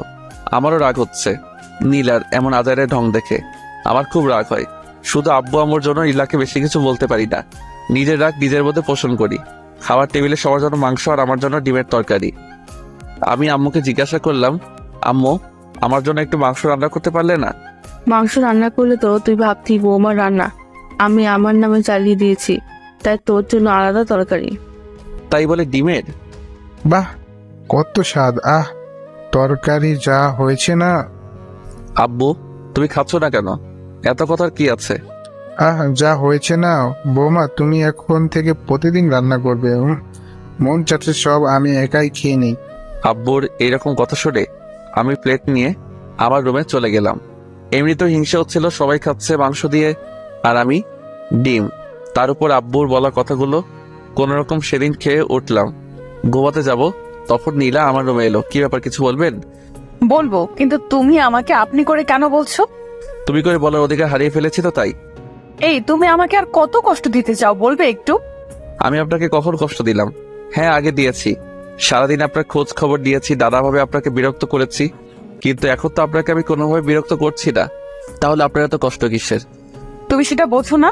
না, আমি বুঝি না। আর আজকে জানতো আমার খুব ঘুম পাচ্ছে, ঘুমাবো। কাল আবার অফিস নাকি মিটিং কি আছে, একটু আগে যেতে হবে, অনেক কাজ আছে। ভাবছি আজকে কিছু কাজ করে রাখবো, তাই দয়া করে এখন আমাকে একটু ফ্রি করে দিন প্লিজ। আচ্ছা, আমি কি ক্ষমার অযোগ্য? মানে আপনার কথা কিছু বুঝলাম না। আচ্ছা, তুমি আমার সাথে এমন আর করো না। আমি আর নিতে পারছি না, আমার দম বন্ধ হয়ে আসে। এই, আপনি এখন আমার রুম থেকে জানতো, আমি কাজ করব। না, আমি যাব না, আমি তোমার সাথেই থাকবো। ভালোভাবে যেতে বলছি কিন্তু। না গেলে কি করবা? আমি তখন নীলার হাত ধরে নিয়ে টেনে রুমের বাইরে বের করে দিলাম। কাজ করে ঘুমিয়ে পড়লাম। পরদিন অফিসে যাব, দেখি নীলা কলেজে যাওয়ার জন্য রেডি হয়েছে। এই, আমি তোমার সাথে যাব। কেন আমার সাথে যেতে হবে কেন? পিচ্চি বাচ্চা নাকি? তুমি আমাকে তোমার সাথে নিবে না? আমি নিতে পারবো না নীলা। তারপর রেগে গিয়ে বই খাতা সব ছুঁড়ে ফেলে দিচ্ছে আর বলছে আমি আর কোনোদিন কলেজেই যাব না। সেটা আপনার ব্যাপার, আমি চলি। নীলা আমার কথা শুনে রেগে গেল। রাগের কারণে বই খাতা সব ছুঁড়ে ফেলে দিতে লাগলো। আমি নীলাকে থামানোর কোনো চেষ্টা করলাম না। আমি অফিসে চলে গেলাম। এইভাবেই কাটতে লাগলো দিনগুলো। অনেক দিন কেটে গেল, কিন্তু আমি আমার জায়গা থেকে একদম স্থির আছি। নীলা বারবার আমার কাছে আসতে চাই, কিন্তু আমি আসতে দেই না। নানানভাবে অপমান করে সব সহ্য করে নেয় মেয়েটা। কখন আমাকে এগিয়ে কিছু বলেনি। আগে যে মেয়েটা নিজের চুলগুলো গুছিয়ে রাখতে পারতো না, পাগলির মতো দেখাচ্ছে, তো অনেক সময় এই কয়েক মাসের ব্যবধানে মেয়েটা কি সুন্দর সংসার গুছিয়ে নিয়েছে। সব কাজ এখন নীলাই করে। আম্মুকে তেমন কোনো কাজ করতে দেয় না। আম্মু শুধু আমার জন্য রান্না করে, কারণ নীলার কোনো কিছু আমার সহ্য হয় না। কিন্তু আগের থেকে এখন নীলার উপর আমার রাগ অনেক কম হয়। পুরনো প্রেম জেগে ওঠে মাঝে মধ্যে। আমি তবুও নীলাকে আমার কাছে কখনো টেনে নেই না। কি দরকার যদি আবার সে আগের মতোই করে। অফিস থেকে এসে একদিন শুয়েছিলাম। নীলা তখন আমার রুমে আসলো, এসে কেমন জানি করতে লাগলো। দেখে বোঝা যাচ্ছে কিছু একটা বলতে চাচ্ছে। কি এবার কিছু বলবে নাকি? না, মানে কালকে আমার সাথে একটু শপিং এ যাবে? দেখো, আমি সারা সপ্তাহ কাজের পর একদিন ছুটি পাই, আমি যেতে পারবো না। টাকা দরকার তো সেটা বলে দিলেই হয়, আমাকে শুধু শুধু টানছো কেন? না, ব্যাপারটা সেরকম নয়, তুমি সাথে গেলে ভালো হতো। যেতে পারবো না। কত টাকা দরকার আমাকে সকালে বলে দিও, আমি দিয়ে দিব। এখন যাও, আমি ঘুমাবো। নীলা আর কিছু বলার সাহস পেল না। জানেও কিছু বললে আমি রেগে যাব, আর রেগে গেলে কখন কি করে বসবো সেটা আমি নিজে জানি না। নীলা চলে যাওয়ার পরে আমার ঘুম আসতেছিল না, তাই ভাবলাম একটু ছাদে গিয়ে ঘুরে আসি। ছাদে গেলাম, অন্ধকার, কিন্তু ছাদে কারো একজনের কান্নার আওয়াজ শোনা যাচ্ছিল। আমি চারদিকে ভালো করে তাকিয়ে দেখি কে কোথায় কাঁদছে। দেখি ছাদের একদম কিনারে দাঁড়িয়ে একটা মেয়ে কাঁদছে। ভালো করে দেখার জন্য একটু কাছে গেলাম। হ্যাঁ, এটা তো নীলা কাঁদছে, কিন্তু এখানে এইভাবে দাঁড়িয়ে কাঁদছে কেন? কি ব্যাপার, এখানে এইভাবে কাঁদছে কেন? নীলা পেছন ফিরে তাকিয়ে আমাকে দেখে ভূত দেখার মতো চমকে গেল। কই, আমি কখন কাঁদলাম? মাত্রই তো শুনতে পেলাম। না, আমি কাঁদি নাই। তা তুমি না ঘুমাবে? ঘুম আসছিল না তো, তাই ছাদে এলাম। ও, চলো না দুজন একসাথে বসে চাঁদ দেখি। এখন আমার ঘুম পাচ্ছে, আমি গেলাম। নীলার সাথে বসে চাঁদ দেখায় চেয়ে বিটিভিতে সংবাদ দেখা অনেক ভালো। তবু দেশের কোথায় বাতাবি লেবু ভালো চাষ হচ্ছে সেটা জানা যাবে। আমি রুমে এসে ঘুমিয়ে পড়লাম। আজান শুনে ঘুম ভাঙলো, নামাজ পড়তে চলে গেলাম। একটু হাঁটাহাঁটি করলাম, তারপর বাইরে থেকে খেয়ে আসলাম, কারণ আজকে বাসায় মাংস রান্না হবে। আর আমার জন্য হবে ডিমের তরকারি। ভালো লাগে না, যেদিন বাসায় মাংস রান্না করে সেদিনই আমাকে ডিমের তরকারি খেতে হয়। রান্না পারি না বলে নির্যাতন করে। বাসায় এসে টিভি দেখছিলাম, আম্মু আমাকে খেতে ডাকছিল। আমি বলেছিলাম পরে খেয়ে দিব। কিছুক্ষণ পর নীলা আমার কাছে এসে বলল, এই গতকাল রাতের ব্যাপারটা মনে আছে? কোন ব্যাপারে কথা বলছো? আজ তো আমাদের শপিং এ যাবার কথা। আমাদের নয়, তোমার যাওয়ার দরকার। তুমি যাও। কেমন? আমাকে একদম টানবে না। তোমার সাথে বাইরে যেতে আমার ইচ্ছা করে না। এই নাও, এখানে 8,000 টাকা আছে, যা কেনার কিনে নিয়ে এসো। কেমন? নীলা টাকাগুলো নিল না, রাগ দেখিয়ে রুমে চলে গেল। আমি টিভি দেখা বন্ধ করে আমার রুমে চলে গেলাম ঘুমাবো। তখন আবার নীলা এসে, এই ঘুমিয়ে পড়েছো? না, কি বলবে বলো? টাকাগুলো দাও। আলমারিতে রাখা আছে, নিয়ে যাও। নীলা টাকাগুলো নিয়ে চলে গেল। আমি না ঘুমিয়ে গোসল করে জুমার নামাজ পড়তে চলে গেলাম। নীলা যখন টাকা নিয়েছিল তখন বাজে 12টা, আর এখন বাজে সন্ধ্যা 7:21। মেয়েটা এখনো কেন বাসায় আসছে না, খুব চিন্তা হচ্ছে আর রাগও হচ্ছে অনেক। এমন সময় কে যেন বাসার কলিং বেল বাজালো। আম্মুকে দরজা খুলে দিল। নীলা বাসায় ফিরেছে, তাহলে দেখেও শান্তি লাগছিল। কি রে মা, এতক্ষণ কোথায় ছিলি? আম্মু আর বলো না, শপিং করতে যাব, কিন্তু রাস্তায় এক বন্ধুর সাথে দেখা হলো, সে তার বাসায় নিয়ে গেল, তাই একটু দেরি হয়ে গেল। আম্মু জিজ্ঞাসা করো ছেলে বন্ধু নাকি মেয়ে? তানহাদের বাসায় গিয়েছিলাম। তা বৌমা, তোমার হাতে এত ব্যাগ কিসের? আগে বাসার ভেতরে চলো, তারপর বলছি। আব্বু আর আমি আগে থেকে বসে টিভি দেখছিলাম, আম্মু এসেও যোগ দিল। তা সোহেলের জন্য কিছু আনিস নাই? ও দাঁড়াও, দেখাচ্ছি। এই বলে নীলা একটা ব্যাগ আব্বুর থেকে এগিয়ে দিয়ে বলল, আব্বু এটা তোমার, আর আম্মু এটা তোমার। কি দরকার ছিল এত টাকা খরচ করার? আপু কাল কত তারিখ? 13 তারিখ। তোমাদের হয়তো মনে নেই, কিন্তু আমার খুব ভালোভাবে মনে আছে। আগামীকাল আমাদের বিয়ের 1 বছর পূর্ণ হতে যাচ্ছে, তাই ভাবলাম সবাই মিলে আগামীকালকে ছোট্ট একটা অনুষ্ঠান করব। আমি নীলার কথা শুনে একটু অবাক হলাম, আমার তো মনেই ছিল না। আগে বলবি তো, তাহলে আমি অনুষ্ঠান করতাম। না আব্বু, এই বছর পারিবারিক ভাবেই হোক, আগামী বছর না হয় বড় করে করা যাবে। তা সোহেলের জন্য কিছু আনিসনি? হ্যাঁ এনেছি তো, এই নাও তোমার জন্য এটা। এই বলে নীলা আমার দিকে প্যাকেট এগিয়ে দিল। আমার সেই দিনের কথা মনে পড়ে গেল, যেদিন আমি প্রথম বেতনের টাকা দিয়ে নীলাকে শাড়ি কিনে দিতে গিয়েছিলাম, কিন্তু নীলা আমাকে ফিরিয়ে দিয়েছিল। আমি প্যাকেট হাতে নিয়ে নীলার মুখে ছুঁড়ে মারলাম। কি এলো, প্যাকেট ফেলে দিলি কেন? আম্মু, আমি সবার দেওয়া জিনিস নিব, কিন্তু এর কোনো কিছু নিতে পারবো না। নীলা অবাক চোখে তাকিয়ে আছে। প্লিজ এমন করো না, আমি অনেক খুশি তোমার জন্য পাঞ্জাবিটা এনেছি। এনেছো ভালো কথা, বাইরের কাউকে দিয়ে দিও। নীলা তখন চোখ মুছতে মুছতে প্যাকেটটা উঠিয়ে নিল। আমিও আর সেখানে বসে না থেকে রুমে এসে শুয়ে পড়লাম। আমি সেখানে থাকলে আমাকে অনেক কথা শুনতে হবে।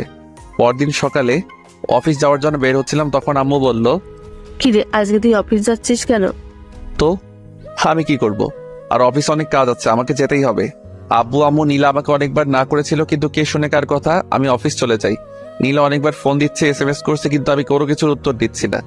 রাতে বাসায় ফিরলাম, বেল চাপার আগে দরজা খুলে গেল। মনে হয় আগে থেকে অপেক্ষা করছিল। আমি দেখি বাসাটা বেলুন দিয়ে সাজানো, আর টেবিলে সুন্দর একটা কেক রাখা আছে। যা এখন ফ্রেশ হয়ে বৌমার দেওয়া পাঞ্জাবি পরে নিচে আয়। আসছি আম্মু, না হলে আমাকে উপরে আসতে দিত না। আমি আমার রুমে গিয়ে দরজা আটকে জামা চেঞ্জ করে শুয়ে পড়লাম। কখন ঘুমিয়ে পড়েছিলাম মনে নেই, কিন্তু মাঝরাতে বুকের উপর ভারী কিছু ভর করে আছে, সেটা বুঝতে পারছি। কে যেন ফিসফিস করে কিছু বলছে, আমি চুপ করে শুনতে লাগলাম। বলছে, আমি কি সত্যি অনেক বড় অন্যায় করে ফেলেছিলাম, যার জন্য এইভাবে আমাকে দূরে সরিয়ে রাখছো? তুমি কি ক্ষমার অযোগ্য? তোমার সাথে আমি এমন কেন করছি সেটা তুমি বুঝবে না, কিন্তু তোমার সাথে এত খারাপ ব্যবহার করে আমিও সুখী ছিলাম না। আমি অনেক কষ্ট পেয়েছি। কেন করেছি জানো?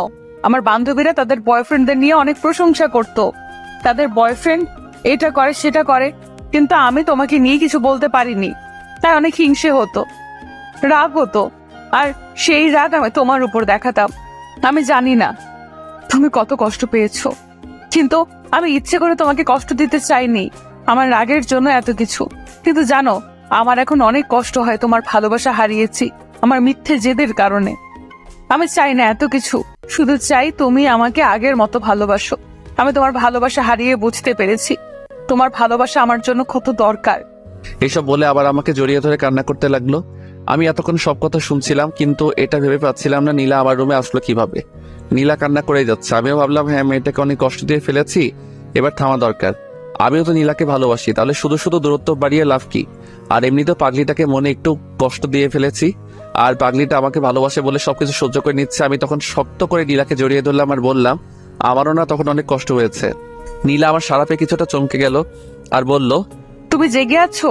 হ্যাঁ আছি। জানো, যখন তুমি আমার সাথে ওই রকম ব্যবহারগুলো করতে আমার খুব কষ্ট হতো, খুব নিজেকে অপরাধী মনে হতো।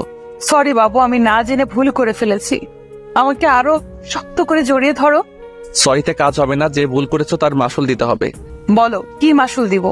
আমি সব রকম মাসুল দিতে প্রস্তুত আছি। আমাকে ছোট একটা মেয়ে দিতে হবে। একটা কেন, 2টা দিব। না, আমার একটা হলেই চলবে। এই চলো না আজকে বিবাহ বার্ষিকী পালন করি। হ্যাঁ চলো, কিন্তু তার আগে এটা বলো, তুমি আমার রুমে কিভাবে আসলে? তুমি যখন আম্মুর সাথে কথা বলছিলে তখন আমি তোমার রুমে চলে আসি আর লুকিয়ে থাকি, আর তুমি আমাকে দেখো নাই। খুব বুদ্ধি হয়েছে তাই না? হ্যাঁ হয়েছে। চলো আব্বু আম্মুকে ডেকে তুলে কেক কাটবো। এইভাবে কেক কাটবো নাকি? আমার পাঞ্জাবি কই দাও, আমি সেটা পরবো। আর তুমি নিজের জন্য কিছু আনোনি? এনেছি তো, নীল রঙের শাড়ি, আর তোমার জন্য নীল রঙের পাঞ্জাবি। তাহলে তো জমবে একেবারে মাখন। চলো তাড়াতাড়ি রেডি হয়ে কেক কাটবো, তারপর বাকি কাজ করব। বাকি কাজ মানে? আমার তো মেয়ে চাই, সেটার ব্যবস্থা করতে হবে না? নীলা কিছুটা লজ্জা পেয়ে বলল, যা দুষ্টু। আজকে আমার দুষ্টুমিগুলো তোমায় দেখাবো। তারপর আমি আর নীলা রেডি হয়ে আব্বু আম্মুকে ডাক দিয়ে কেক কাটলাম। আব্বু আম্মু আর নীলাকে খাইয়ে দিলাম। আব্বু আম্মু অনেক খুশি আমাদের মধ্যে সব ঠিক হয়ে গেছে সেটা দেখে। তারপর আমি আর নীলার রুমে চলে আসলাম। নীলা আমাকে জড়িয়ে ধরে চুমু খেতে শুরু করলো। তারপর আর কোমর আমার শরম করে। হাই বন্ধুরা, গল্পটা কেমন লাগলো অবশ্যই কমেন্ট করে জানাবেন। আর যারা এখনো চ্যানেলটিকে সাবস্ক্রাইব করেনি তারা অবশ্যই চ্যানেলটি সাবস্ক্রাইব করে রাখুন।